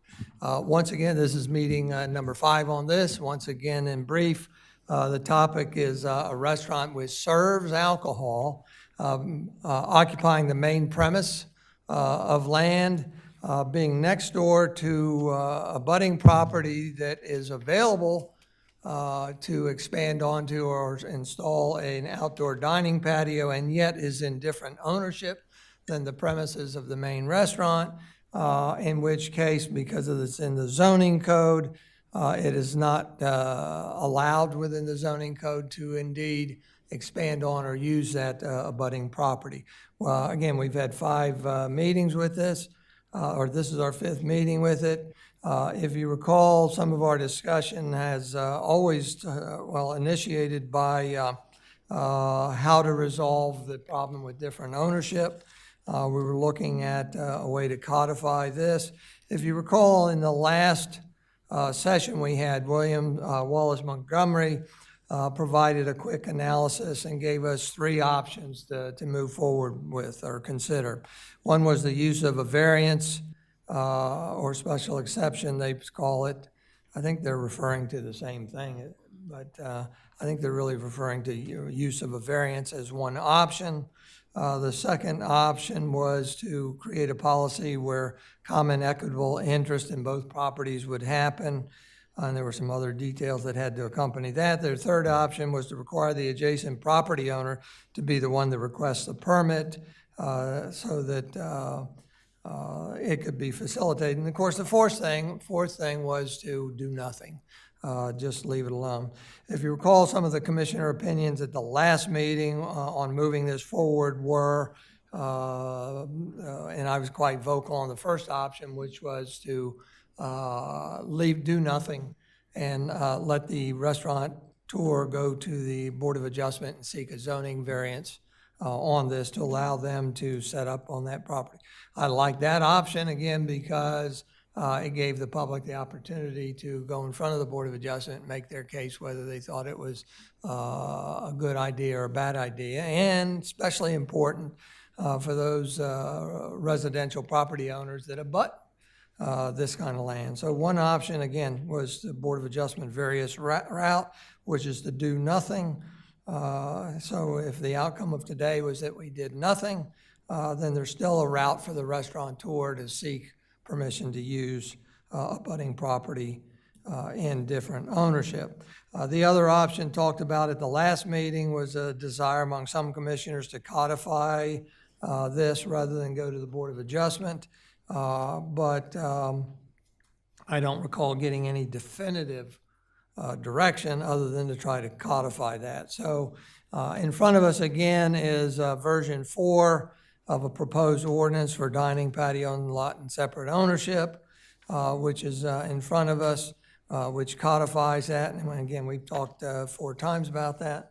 But Commissioner Gay came up with what she believes is another viable option, and that is to seek a special exception. So I want to turn it over to Susan and Glenn to better explain this option so that we can analyze it for pros and cons and indeed try to see what the better option is going forward. Want to start? What I will offer is that Commissioner Gay said, "Hey, do you have some time to talk? I woke up in the middle of the night and had an epiphany." But so one option that we have not considered is kind of an option that was in front of our faces the whole time, and I overlooked it for sure, and Commissioner Gay was right to point it out. So there is an option for the Board of Adjustment to approve what are called special exceptions. And what we've been talking about the whole time here is a special exception to the patio rule, right? So this seems a little bit attractive to me. There's going to be some other reasons we're going to talk through why maybe it isn't. But special exceptions are sometimes called conditional uses in other codes, but they're essentially the same thing. A special exception is basically a pronouncement by the city commissioners that generally these should be approved, but although they should be approved, there's probably some areas within the district that either they need special conditions placed upon them or they should not be approved. So it's still a discretionary approval. It doesn't have to be approved, but there's a presumption of approval once you designate something a special exception within the zoning code. Special exceptions would go to the Board of Adjustment for approval. It's not the same exceptional practical difficulty standard for area variances or the hardship standard for use variances. It's a different, less burdensome standard to approve, and it's a special exception. But so we've thought through, like, what the document you have as a support document are the areas of code that would need to be amended to approve this as a special exception. Would you like Commissioner Gay to talk through some of the detriments maybe about it and some, sure. Well, let me first just mention how it came about, since it might seem like a surprise that we're going down this road. We spent so much time talking about what essentially was the relationship between the restaurant owner and the property owner, and there was all this verbiage about needing an affidavit of permission, or at the last meeting even talking about the property owner being the one to make the application for the dining patio. And the way this topic started in my mind, it suddenly occurred to me, something I knew all along, it just wasn't there in my head, is that most restaurants don't own the property that they're in now. And I started looking at like the forms we use for various other things, and in looking at the permit of compliance form, the name of the owner is needed, of the property owner is on that form. That's it, just the name, just a line. They don't have to approve it, they don't have to submit any affidavits, it's just their name. And so it struck me that we were going down a bit of a rabbit hole by zeroing in on these permissions, but that in fact having the owner apply for the patio would mean that the application is for a separate parcel by definition, because it would be their property, not the restaurant property. And so we're right back where we started with the accessory use being on a different parcel. So we really had come full circle. And then the second thing, as the mayor pointed out, was that at the last meeting, there were some of us that wanted to codify it. There were others of us that preferred the Board of Adjustment route. And frankly, special exceptions do both of those things. They codify an arrangement that gives the applicant the right to go and gives the public the right to go to hear the case by going to the Board of Adjustment. So it seemed like something that would meet both goals. Well, that was maybe, I don't know, a week ago. And then within the last 3 or 4 days, especially after seeing it in print, I realized that for us, that presents other complications. In other words, in sort of, I guess, zoning codes in general, this is a thing. I mean, special exceptions do exist. They're used, as Glenn said, they're conditional uses. They're not uncommon. But for us, it means that the restaurant would still have to go through the permit of compliance process, and frankly, the criteria are pretty similar. They're not exactly the same for reasons that Glenn will explain, but they're very similar. So there's a bit of there's a little double, it's redundant. And in addition to that, and this is also something I'd like Glenn to explain, the Board of Adjustment taking action under this clause, because they basically are limited in what they could do. If they meet the criteria, it's supposed to be approved. That then limits what the commissioners can do at a permit of compliance hearing.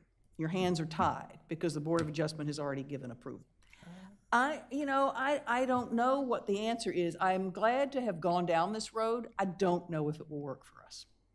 So what I would say is one hand's tied behind your back, not both. And here's why. I would like that addressed. Yes. Sure. So here's why. So the Board of Adjustment, when they approve a special exception, they're basically saying this is the zoning law for this matter. So once they approve the dining patio, at least as far as zoning goes, the approval authority for zoning matters has already spoken, and I don't think the Board of Commissioners then could deny a permit of compliance on a purely zoning issue. So, but the other piece of that is you still have one hand, which is the restaurant code, because the Board of Adjustment is just looking at the zoning code for compliance issues when it comes before them for a special exception. But when the permit of compliance comes to you, normally you have to make a finding that it's zoning compliant. I think that if it went first to the Board of Adjustment, that finding will have already been made, that it's zoning compliant. And you'll be limited with looking at things like, okay, does it meet the requirements of Chapter 215, which is the restaurant code? Is there appropriate barriers set up to keep the alcohol in a designated area? All of those sorts of things, you'd still be making a determination upon. But I think you're going to have a more limited role in a permit of compliance application as to the zoning issues. So I think you still have some work to do in a permit of compliance, but it wouldn't be as extensive as a typical permit of compliance where you're also considering zoning compliance on top of Chapter 215 restaurant issues. Glenn, would we also still be able to put conditions on the use? I think so, but when you get close to, when they're not somehow attached more to the service and consumption of alcohol, and they're attached more to traditional zoning issues, you're going to be limited in conditions you can apply, I think. Well, I've been very protective of residential units that abut these properties, such that maybe if you went this way, I'd almost want to codify that says, if you're abutting residential property, you cannot, you have to be at least 50 feet away or something, you know? And so for me, the better protection is that Board of Adjustment variance where the abutting property owners can go there and make their case. Especially if the Board of Adjustment can put conditions on. So Mayor, to be clear, even in a special exception scenario, there would still be, at the Board of Adjustment level, there'd still be notice and a public hearing. The same notice that goes out for variances and appeals would still be provided, so you still have that. The difference is that there's a presumption, if you make it a special exception, there's a presumption that it'll be approved perhaps with conditions, whereas if it's a straight variance application, there's not that presumption. So bottom line, just to press you on that, City Solicitor, it gives the commissioners less authority. A special exception will give the commissioners less authority on a permit of compliance application. I think that's right. Okay. Which is a turnoff for me, yeah. But it would give the Board of Adjustments the ability to say, yeah, it's presumed that you're able to do this, but you're next to a residence, it needs to be, instead of, I don't know, I guess there is no setback, but it needs to be a 25 or 50-foot setback from the property line or the house. Yes. But there's no guideline that has to occur. I mean, that's a condition that could or could not be set. Right. Yeah. As to where, with a permit of compliance, we, correct me if I'm wrong, that we have the ability to establish certain parameters with, when they publicize hours of operation or service, level of service, those types of things. And that, what concerns me about that also is that if someone, the way I understand our code is that there is also the administrative ability of the city manager to approve changes within hours of operation, service. I mean, the code specifically says except that a floor plan may be substantially modified without a hearing with the approval of the city manager. So change of hours or something of that nature, I don't think could be interpreted as a substantial change. Mm-hmm. So that, again, leaves that up to one person, the city manager. Not that we don't entrust the city manager, but again, that pulls us out of that situation of making at least having a public hearing so that the neighbors could come in and ask issues of that aspect. So right, I think that's right. Mm-hmm. And we also advertise the application, the permit of compliance, and we listen to residents. The same as the Board of Adjustment would be listening to residents. Right. We'd be listening to the residents who elected us. So I agree with Commissioner Gossett. And just one other thing I want to prove out, I know this is on the agenda later on, but just kind of, I was going through reviewing that part of this CDP that we just have passed and waiting for the governor's signature. In the land use and annexation portion of it, it says, ensure the city's land use plan and zoning code are drawn to avoid any adverse impacts by commercial development upon residential neighborhoods. Point F, consider rezoning any currently permitted commercial uses or categories of use that have clear potential for adverse impacts on residential neighborhoods. So again, this is our charging document, our vision for the next 5 years.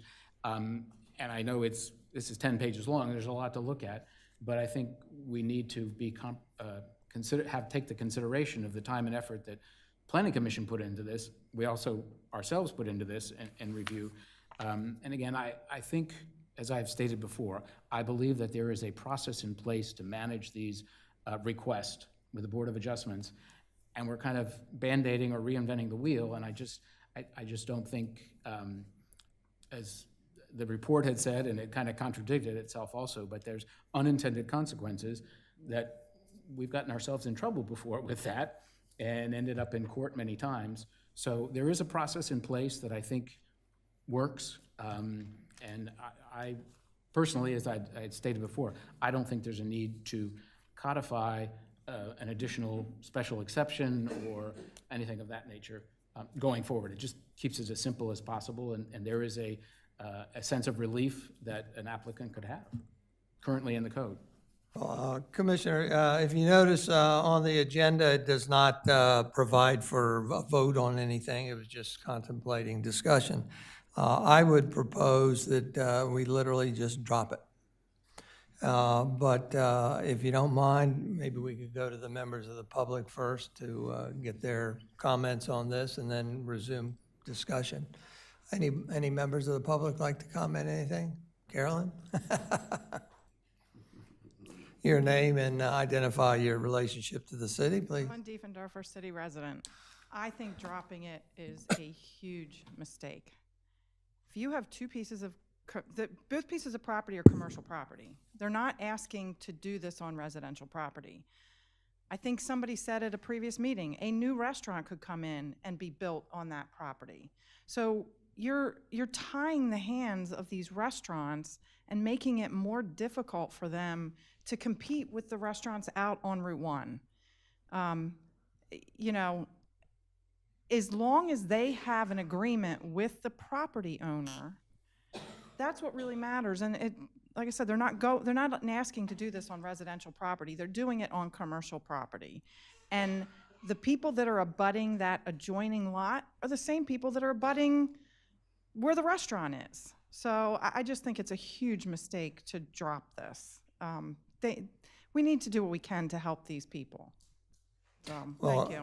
Thank you, Carolyn. And again, I want to clarify that dropping it does not mean that they can never expand or install on that property. It means they have the option of going in front of the Board of Adjustment for a variance.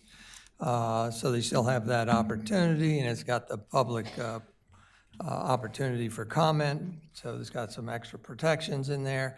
And frankly, reviewing Wallace Montgomery's recommendations and the previous recommendations, I don't think we've hit a home run yet. And I think the only home run is to allow the restaurateur to go in front of the Board of Adjustment. But we've certainly considered every possible combination and permutation, it seems to me, right? Anybody? Well, the last time this was discussed at our last meeting, I voiced that I was somewhat conflicted about which way to go on this. And so I re-listened to our last discussion that was quite lengthy. And I also went back over the information that we were given. And I tried to pull out the rationale that I would use. And I believe I did so for me. When I look at something that's been put in front of us that is termed unconventional, creative zoning, not repeated across the country, it's not impermissible, but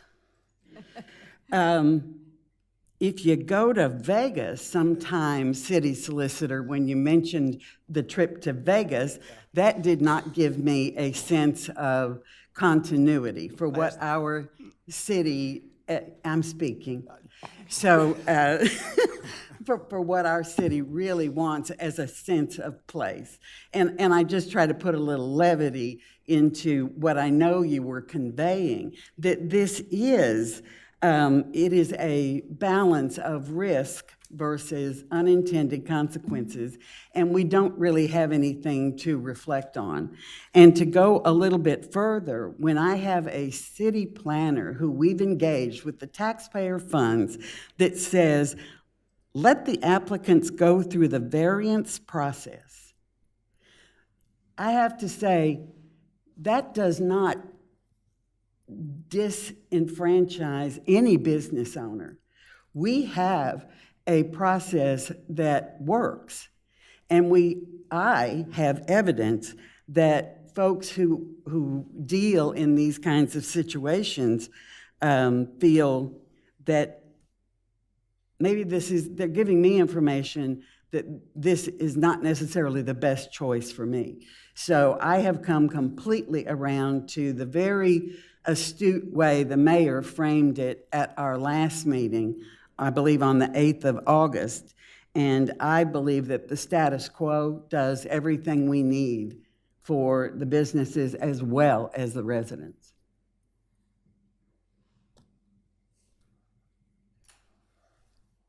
So again, if we take no action out of this meeting, it's dropped, and the restaurateurs still have that opportunity to seek a variance from the Board of Adjustment, allowing them to expand or install an outdoor dining patio on a budding property in different ownership, correct? That's right, and I guess there's no budget for a trip to Vegas. No. Did you want to, let's go back to the members of the public. Go ahead. Come ahead, Carol. So Carol Everhart, I would just be remiss if I didn't put on my business hat and say that one of the ideas in the very beginning was this is a contract between two individuals to come together and do something. And anything that can be done to allow that to happen is what they're after. And I understand, I think most of us do, and unfortunately, I think we've done our due diligence. We've looked at 4 different options, and they just don't measure up. Mayor, I disagree, and I want to thank Carolyn for her comments, and Commissioner Sharp to say that this is conventional or creative. It's not. I did not say, wait, let me clarify. I did not say that. These are comments from our city solicitor and our planner. I did not say them. I am repeating what understood. I've been told. But, and our planner said it may be unconventional or creative, but it is happening throughout the entire country. New York City is blocking off streets so that this type of thing can happen. But it's happening mostly on public property. And that's where this is not the norm, but it will be the norm because our residents, our visitors, the general public want more outdoor dining. And instead of making it easy for a business to use a vacant lot to have outdoor dining, we're basically saying, well, you can't use the land in that manner, so go build a restaurant. Go build a restaurant, have $1,000 or a 750 square foot patio by right, rather than making it easier for them to expand a cute little outdoor dining patio. And that just doesn't make sense to me. We're discouraging that limited use of land and encouraging bigger, louder, messier development of those pieces of land. And what positive ordinance are you putting forward to achieve that? I haven't seen it yet. I want to commend Commissioner Gay because I think the suggestion of a special exception was brilliant, and I can't believe no one thought of it. It's one of those. Well, and yet, look what happens with it. You play out the scenarios and then what? I mean, that's kind of how I started rethinking it. I thought, okay, this comes in, and then what? And they got to go to a permitted compliance hearing. Oh, they got to pay $2,000. Oh, they got to, so. And I would like to know, of the 7 or whatever exceptions or criteria that the Board of Adjustment looks at, which one would be used to allow the use of property. It's not hardship. The strong desire and the feeling of safety that people want to have dining outside, I don't think is one of those criteria. I think what they would appeal, if Solicitor help me here, but it's accessory use on a abutting property. So that is how the building inspector would deny that application. So that's what they would appeal to the Board of Adjustments. Is that? Yeah, that's right. I mean, so I keep saying it's an accessory structure issue versus an accessory use issue. And so if it's an accessory structure issue on an abutting property, they'd have to prove an exceptional practical difficulty at the Board of Adjustment under a straight variance application. And exceptional practical difficulty is usually something that's related to your land. Your land is configured a certain way, so you can't do something that somebody else can do. And I mean, I think I could make creative arguments. I don't think I should here because the next restaurant Well, there you go.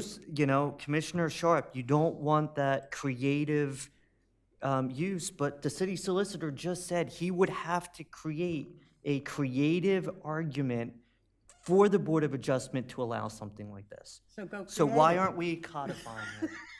So go create it. I mean, if Special exception if it would. really is that simple, I don't, Apparently through 5 meetings, it's not that simple. well, exactly. They'll be going to the Board of Adjustment anyway. We've just driven all three of the presenters that presented to us to the Board of Adjustment. Well, even with Commissioner Gay's proposal, it goes to the Board of Adjustment. Yeah, but they're not using those 7 exceptions, all of which I don't know which one would be used. It's not a hardship. It's not, oh, my land is configured in a certain way, I can't do this. But a special exception, there would be a presumption that they're allowed to.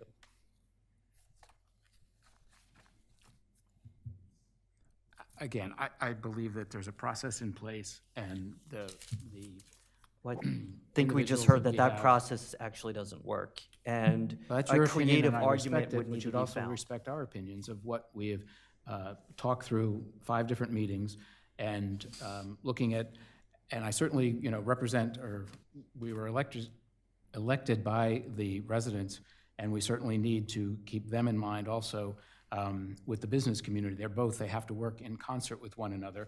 And we know that there have been challenges with abutting properties to residential and commercial. When it comes down to working through the police chief on noise issues or compliance issues with the restaurants, ABC issues. Again, I just feel that there is a process in place that works. And, I've said it before, and that's where I am. Thank you. Well, again, I didn't put on here for a formal vote, but I would like to glean some direction from the commissioners. If a majority want to continue, then I'd like to hear that. And if they are willing to drop it, then I'd like to hear that. My position is that I've already stated it. When we left August 8th, I guess it was, I thought that Glenn was going to work to codify the agreement between the owner and the, or to our satisfaction, between the owner and the restaurateur, and that was going to be reworked, and we'd go forward with the code. And it is. There's 2 options: to make it a special exception where they still have to go to the Board of Adjustment, but there's a presumption that it's allowed, or the other, he did number 9 of the patio code provides just them to allow to do it without going to the Board of Adjustment.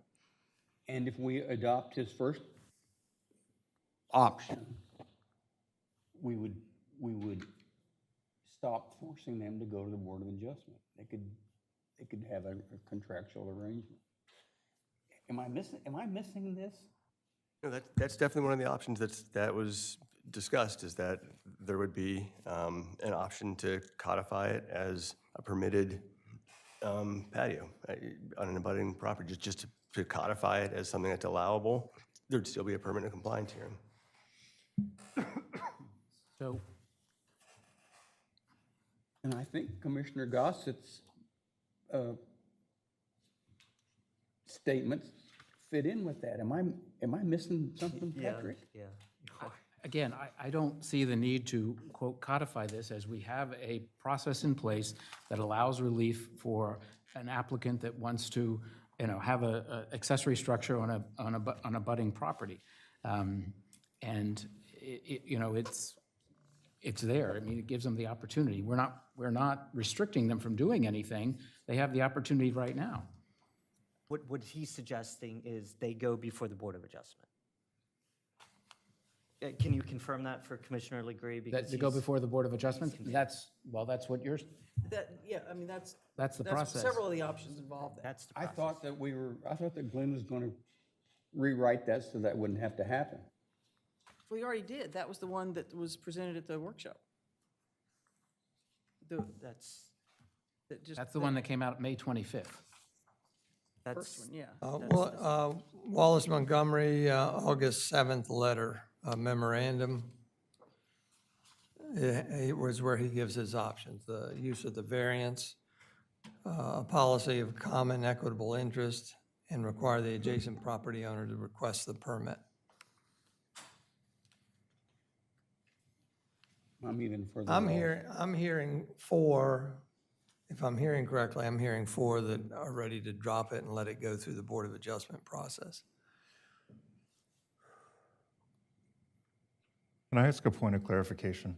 Yes, If sir. If I'm a restaurant and I only serve breakfast and lunch, and I'm still the same restaurant, I decide now I want to expand and be open till 1 o'clock or 11 o'clock, do I have to do anything? Does it then have to go through the Board of Adjustment to make a change in terms of my hours?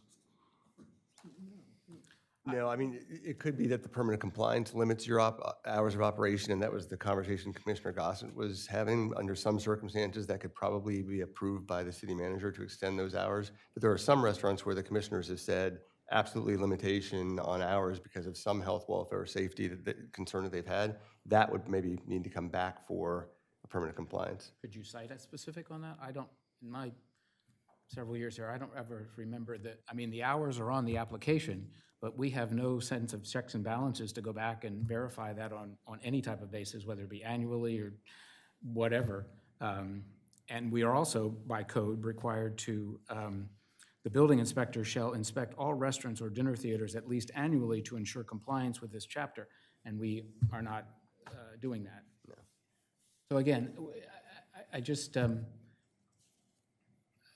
said it before, I said, if they changed hours, I don't You think, were asking if it had to go to the Board of Adjustment. No. And it does not. Definitely It does not. No, it would not. and most But it could likely, create a nuisance for the residents if they say, all of a sudden, now I've got an evening operation there now, even though it's been approved. yeah. And they wouldn't necessarily, because again, using definitions, but substantially modify without a hearing, I wouldn't interpret change of hours as a substantial modification. Yeah, I don't think, if we're talking about one specific restaurant, I don't think that specific restaurant would need to come back for any additional approvals if they extended their hours. But I apologize, but how does that relate to use of abutting property? Well, it would, I don't think it does. Changes the profile of the restaurant. In other words, if they had gone through the approvals and they just stopped serving at noon or 4 o'clock or whatever the hours were, and all of a sudden now I've got a late night restaurant there. That's all my question I'm was. not is- following you. How does that relate to this topic, which is trying to allow for restaurants to use Well, if- abutting property of different ownership? Because the use has changed. No, but whatever they're granted to do under their regular permitted compliance, this is subsumed under that, right? Once they get approval. so in essence, you could be operating, your permanent compliance could be for a breakfast-only restaurant. And conditions change or what have you, and you find that you have staffing and demand that you want to open a dinner operation, breakfast and dinner. So, and that may be abutting a residential neighborhood. So someone having dinner at 8 o'clock versus breakfast at 6 or 7 o'clock in the morning could be different. in that, the way the permanent compliance reads and our code, just a change in hours does not mean you have to come back for revision and permanent compliance or what have you. So you can just continue to operate without any impact from Board of Adjustments or permanent compliance from us. So you could essentially change your operation, theoretically having outdoor dining in the evening, which would maybe have a stronger impact on someone of a budding property. I think that's where you were going. Right. Yeah. Well, give me some direction. I've tried to, I think you have your direction. You counted noses.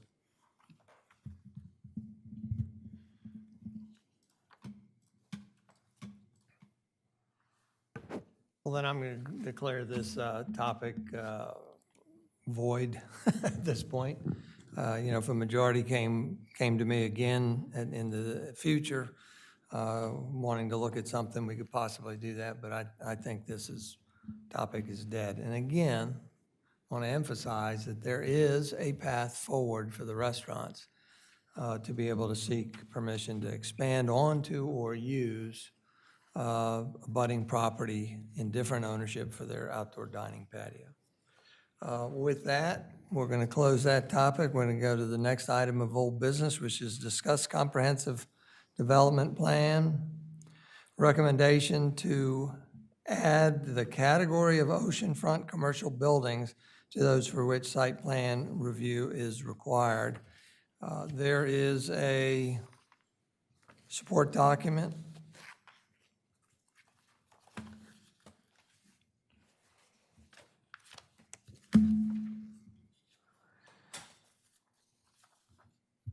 Where in here?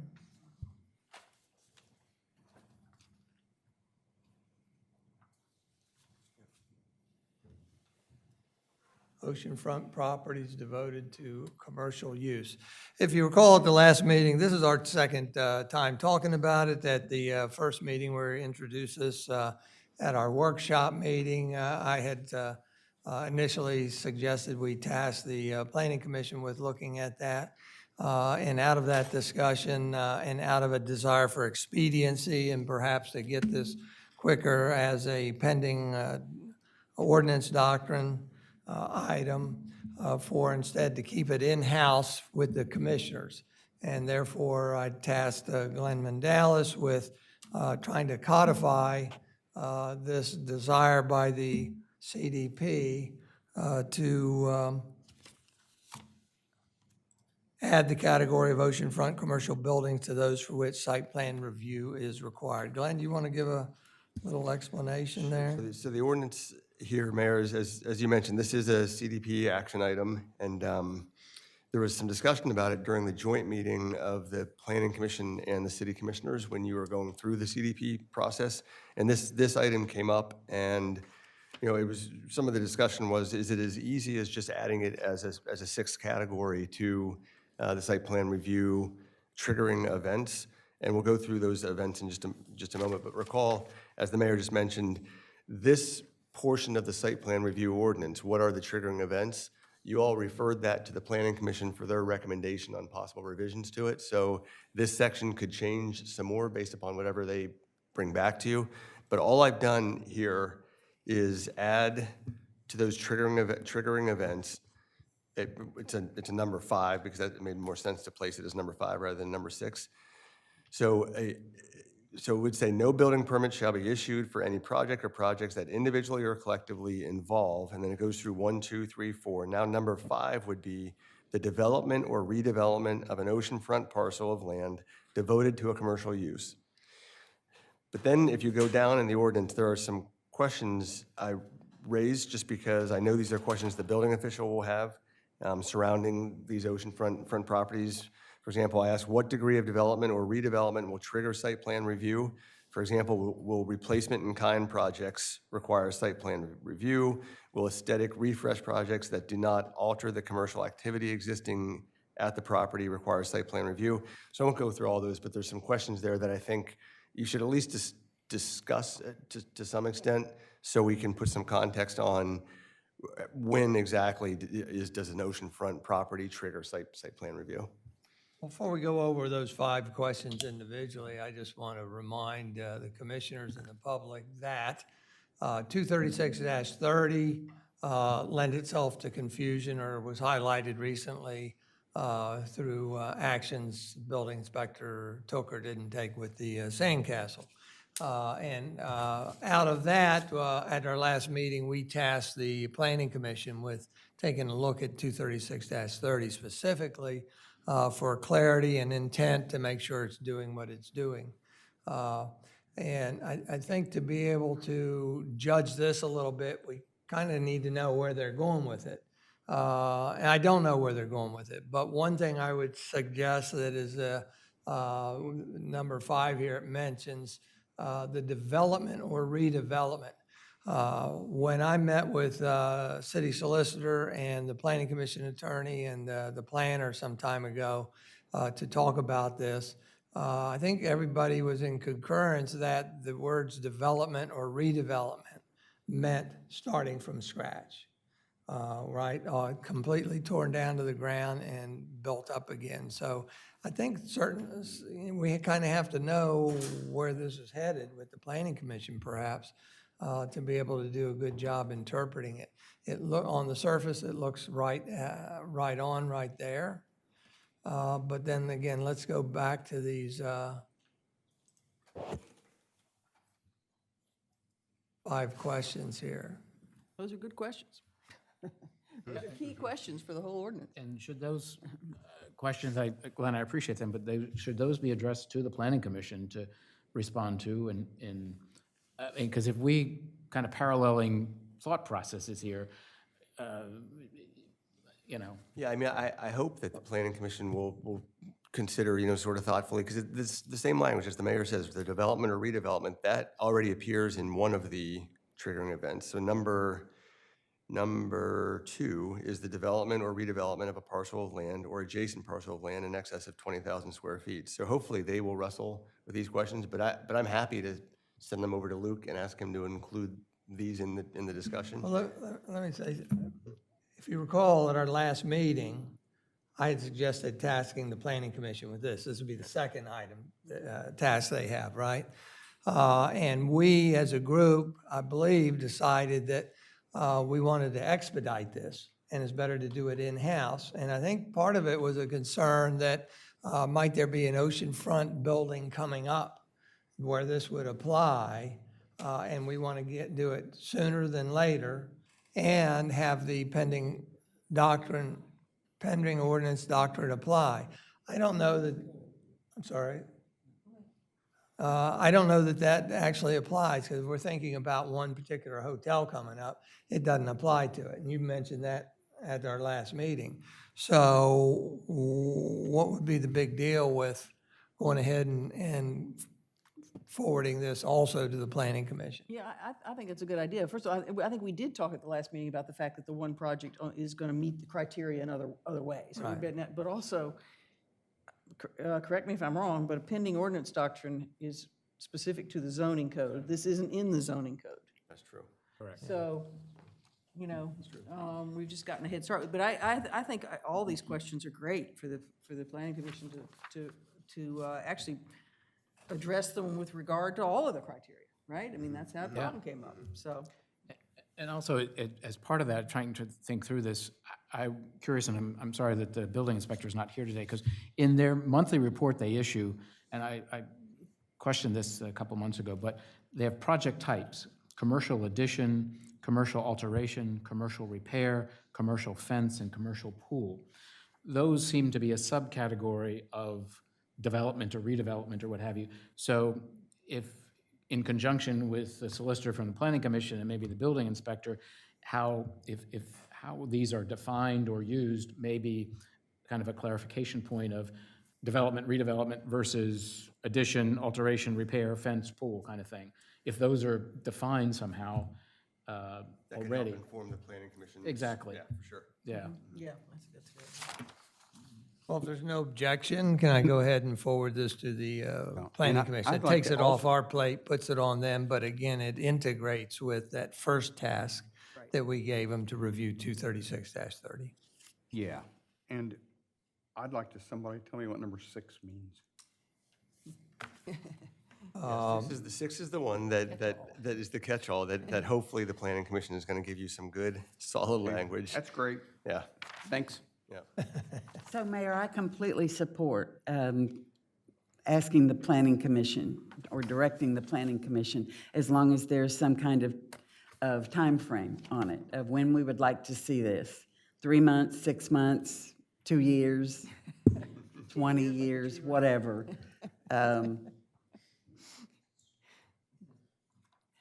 Noted, and we'll make sure we That would be great, thank you. work with him on that. Is there any members of the public who would like to address this topic? No, thank you very much. With that, and I wanted to acknowledge Dr. Trejo's letter. I think it's embedded in there, though, but I don't know that he needs to worry, because just as I mentioned, development and redevelopment, in my mind, at least right now, has to do with tearing down and rebuilding 100%. But again, it'll be in the hands of the planning commission, so I'll make sure that they're forwarded his correspondence as well. With the next item of business is new business having to do with Rehoboth Beach Comprehensive Development Plan. 2 items. One is receive update on status of state approval of Comprehensive Development Plan. Evan? Sure, thank you, Mayor. So back on August 10th, we received the sign approval letter from the Office of State Planning Coordination.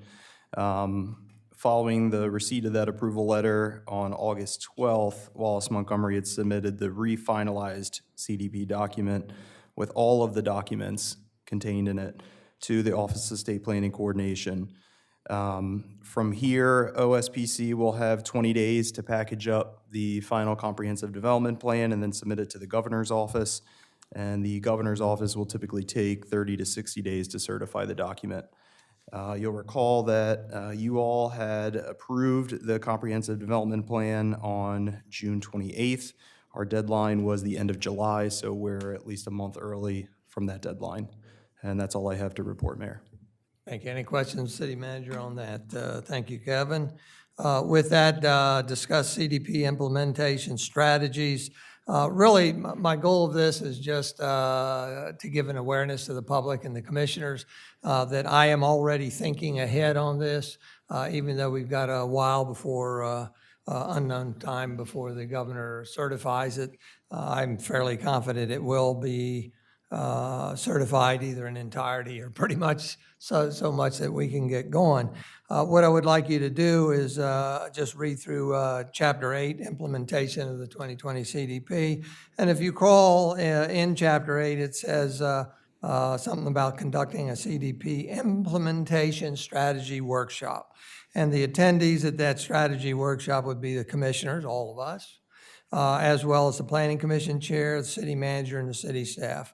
So what I would like to do, since there is identified a strategy workshop group, is convene that group in the near future and have us talk as a group about the exact steps forward. You know, how do we want to approach this? What roles do the commissioners, Planning Commission, and city staff have in it? How do we prioritize things? We've got to be thinking about this, I think, sooner than later, because a lot of what we do, or most of what we do, takes labor and it takes funding, and we'll be starting the budget season before we know it. Any questions on that? So I'll be in touch. Unfortunately, it means another special meeting, and this is the way it goes. If we can pair it with something else, we certainly will. Any questions? Any questions from the public? Thank you very much. Moving quite along here with that. The next item is more for your awareness also, and it's to solicit from the public, city parking staff and the commissioners input. That title of this new business is Identify Parking Issues to Address in the Near Future. Again, the intent is to solicit only, not to really discuss. What I'd like you to do is send Evan your topics for parking in the future. You know, we've always forget we've got parking constraints for Chamber of Commerce mapping and brochures and our map and different things like this. So we want to hit them sooner than later. Ones I can think of off the top of my head, well, there's some in the parking study of 2018 that's attached to your document here. Some of them I think are over my head. I don't intend to look at them. But there are a few in there. Otherwise, there are ones that are left over from meeting a year ago when we were tackling some of these parking issues. Commissioner Legree, you during Clear Space, you brought up some parking issues, I think, or at some point during public discussion you did. And there's other things, and I know Evan has some things left over too. So again, for awareness of members of the public, if you have any parking issues, and that's where the letter from the Rehoboth Beach Volunteer Fire Department fits in. They sent a letter complaining about or making us aware of the increasing challenge of getting to emergency response locations because of parked trucks, delivery trucks, problems with loading zones being inundated with vehicles, et cetera. So again, if you would, anybody and everybody would send in comments, questions on future agenda topics to Evan, we'll try to organize them, collate them, maybe assign tasks to them and bring them back to this group. Could I ask, with regards to the report produced by the committee back in 18, Evan, would it be possible for you or some staff member, if you will, to kind of go through and if and what we have accomplished of the suggestions on here that have been done, and if they've been effective or anything? Don't get that deep, but just what we have accomplished of the suggestions. Well, I think the easiest thing would be to take this, circle in red what's not done, and circle in blue what's done. I don't know. I'm trying to That's trying to fine. think I'm of a just- way to make it fairly easy. Yeah, that's fine. But Evan is more aware than any of us, I think, of what has occurred or hasn't, but I think that would be helpful. Sure. I vaguely recall actually preparing a spreadsheet with, I think, a list of all the recommendations and what had been implemented, what had partially been implemented, what was not implemented. Certainly, there's been some changes, I think, most recently with ADA. the move to May 15th to September 15th. We've looked at accessible parking spaces. We've increased the rate to $3. So I think most recently, at least within the last year, we've checked some of these boxes off too, so. I'm kind of curious, as we start to think about this, Evan, did we collect any data this summer or collecting it currently that will be useful for us as we talk about I guess I'm always wondering if we come up with something we might want to do and then ask the question, do we have any statistics on it? It's kind of looking backward instead of, as y'all talked before, if you were chatting about this a year ago, were there things that we were supposed to be monitoring or collecting information on as we went through this season? Yeah, I think it certainly depends on the topic. I mean, there's some information that we get sort of passively, whether it's emails, email complaints or things like that, that at least the parking department is aware of, mostly in regards to operational changes that we think should be made or could be made. I think it's going to come down to the particular topic and identifying whether or not we have any data on those topics. But I think for the most part, there's information out there. It may not be as detailed as we'd hope, but certainly if there's data available, we'll pull it together. I guess we'll find out as we go along. Yeah. Okay. maybe even Chief Banks can provide something. Yeah, one of the topics, if you recall, that was incomplete was parking in permit areas in front of a residential property exceeding a certain time limit, where the property owner could go out there and have you ticketed and towed. And we never resolved that, so maybe that's a statistic we have. How many times have somebody been ticketed or something? Is it really a problem? And of course, the perception of is it really a problem is more coming from the people that are getting parked in front of. Yeah, but remember, Mayor, that recommendation came directly from the city staff. Yeah, right. Well, and you, Street and Transportation, you may have some, something to pass forward to us also, in addition to what you're doing. Is there any members of the public who would like to comment on parking issues? Again, please, we welcome, solicit your input on issues.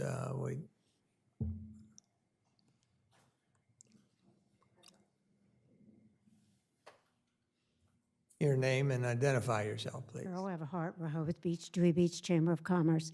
One thing that's been brought to our attention down in the visitor center area is it's confusing in that area because we were consistent with 10 to 10 and everything the same except down at the visitor center area.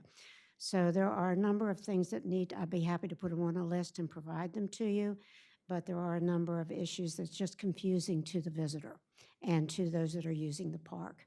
So I just want to bring those up. I'll be happy to submit a list. Very good. Thank Okay. you, Carolyn. I know we've talked about that also. Thank you very much. If there's no further discussion on parking, we'll move on to the next item, which is last item in new business, Solicit Commission Board Committee member applications. Again, this is for awareness of everybody that we'll be putting out a press release this next week soliciting members and potential members for everything. Commissions, committees, board, task force. Even though not everybody needs somebody, I enjoy putting it out there because you never know, during the season, there might be somebody that drops out, and then we would have a ready list to go with that. So if you know of anybody that you'd like to suggest to fill out an application, that is the process. To go onto the city website, go to the city portal, look at the tab that says meetings, and then search for the different committees, task force. And you'll find a list there, tab with membership information, members, et cetera. Are there any questions on anything? No? And we'll go to commissioner announcements and comments. Are there anything? Go ahead, Ed. Oh, thank you. I just wanted to make one correction. Earlier, I said that the Cottage and Town Awards would be announced today. They will actually be announced on Monday. And when I talked about the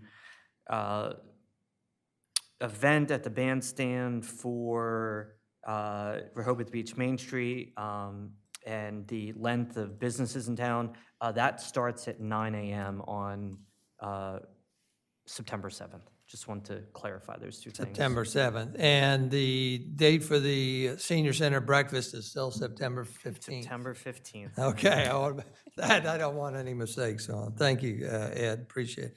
Did you? Yeah, just, just two things. I know we have changed the yard waste pickups in the city from the first, third, and fifth Wednesdays of the month to every other Wednesday.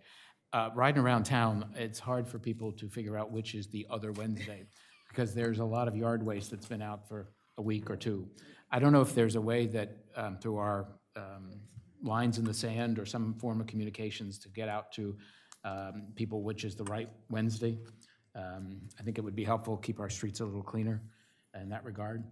Thank you, and I think the best way is to keep promoting, print out the calendar. That's the only way I can figure out how to do it. I totally agree, but there's a lot of folks that want to save paper and not recycle. Anyway, so just a point. Carry them around and hand them out. Commented. Also, we have talked about, and I just see if we want to get it on the calendar or the agenda for an end-of-season debriefing or wrap-up. What I, in my old business, called a post-convention meeting, so that we get, and I think it would be beneficial to us also to be able to get at least bullet points in writing from different departments or different areas.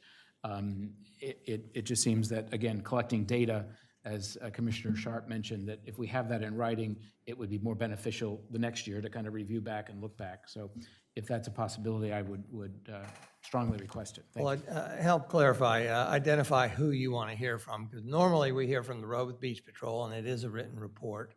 And I think that, you know, what other? It should be up to the city manager to regard of challenges that they faced through the year or successes, this type of thing, so that we can use that information I don't want to specifically pigeonhole things, but just kind of give us a state of the city review of where we've been and what is successful and, I think. Patrick, you might recall, I've been asking for that since 2013.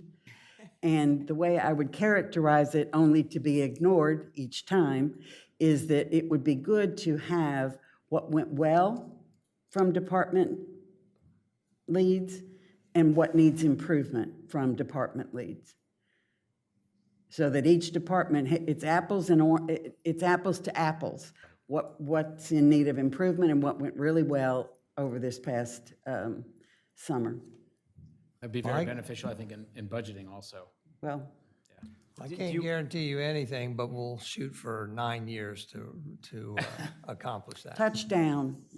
Do you anticipate that comments coming from just department heads and city staff, or the public, No, us? the way, if I had any say about it, which obviously I've been horribly unsuccessful, is that for our purposes, the interim city manager would collect from departments, ask for, give them a template, collect it, and then from the communications department, I would think we would be trying to ascertain what do our residents and possibly Main Street, what went well and what didn't go so well. So that everybody is working, when you ask for information, it's easier to organize it up front than try to get a whole bunch of stuff back and not be able to figure out, well, this doesn't actually line up with other areas. So I would hope that Evan could put an eye on that.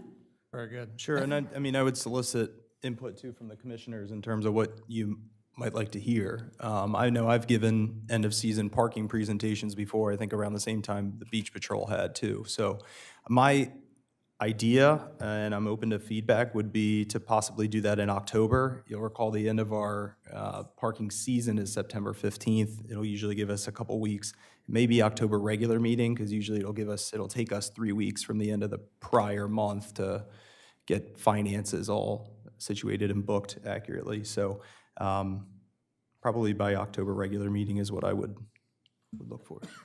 Very good. Anything else? Just one last thing, maybe. I would just like to recognize that my cohort in crime and seatmate here, I think this is Commissioner Gay's last regular meeting. I'll be at the workshop to. Well, but regular meeting, and I think that's important. Continue driving everyone crazy. So, Well, John. it's not driving crazy, but I just want to acknowledge the end of a regular meeting. I think Commissioner Gay has contributed a lot to the success of the city and brought challenging ideas to us. And I just want to recognize that and think that, I know we'll see you again sitting up here, but at the end of a regular meeting, I think that means a lot to me, but thank you. Thank you very much. Appreciate it. Thank you. Thank you. With that, end of Commissioner announcements, comments, we'll go to review future meeting dates of the Board of Commissioners. Tuesday, August 30th is our special meeting on trees. We're going to continue the topic, and hopefully one of the things we will seek to resolve at that meeting would be whether to retain the tree code separate from the zoning code or whether to incorporate it into the zoning code. Tuesday, August 30th, that's a 9 a.m. special meeting on trees. The workshop meeting in September is scheduled for Tuesday, September 6th, because Labor Day is that Monday, the 5th. So we'll make sure everybody's changed their calendar and place that on there. That's a workshop. Maybe we have a very full agenda for that day. What time is that, 9 o'clock? That's a 9 o'clock Can you make it meeting. 10? Just saying. Only After the we can holiday. go till 3. And then lastly, the special meeting on offshore wind is confirmed for Tuesday, September 27th. That'll be 9 o'clock, and we're working on the agenda now. It may be a 9 to 1. We don't know how long it'll be, but that'll be our introduction to offshore wind. With that, we'll go to citizen comment. Is there anybody, members of the public, have anything further to say? I see no nods, and so with that, we'll adjourn this meeting. I want to thank everybody. Adjourned at 4:39. Okay, I can't see it. 4:39. Thank you very much.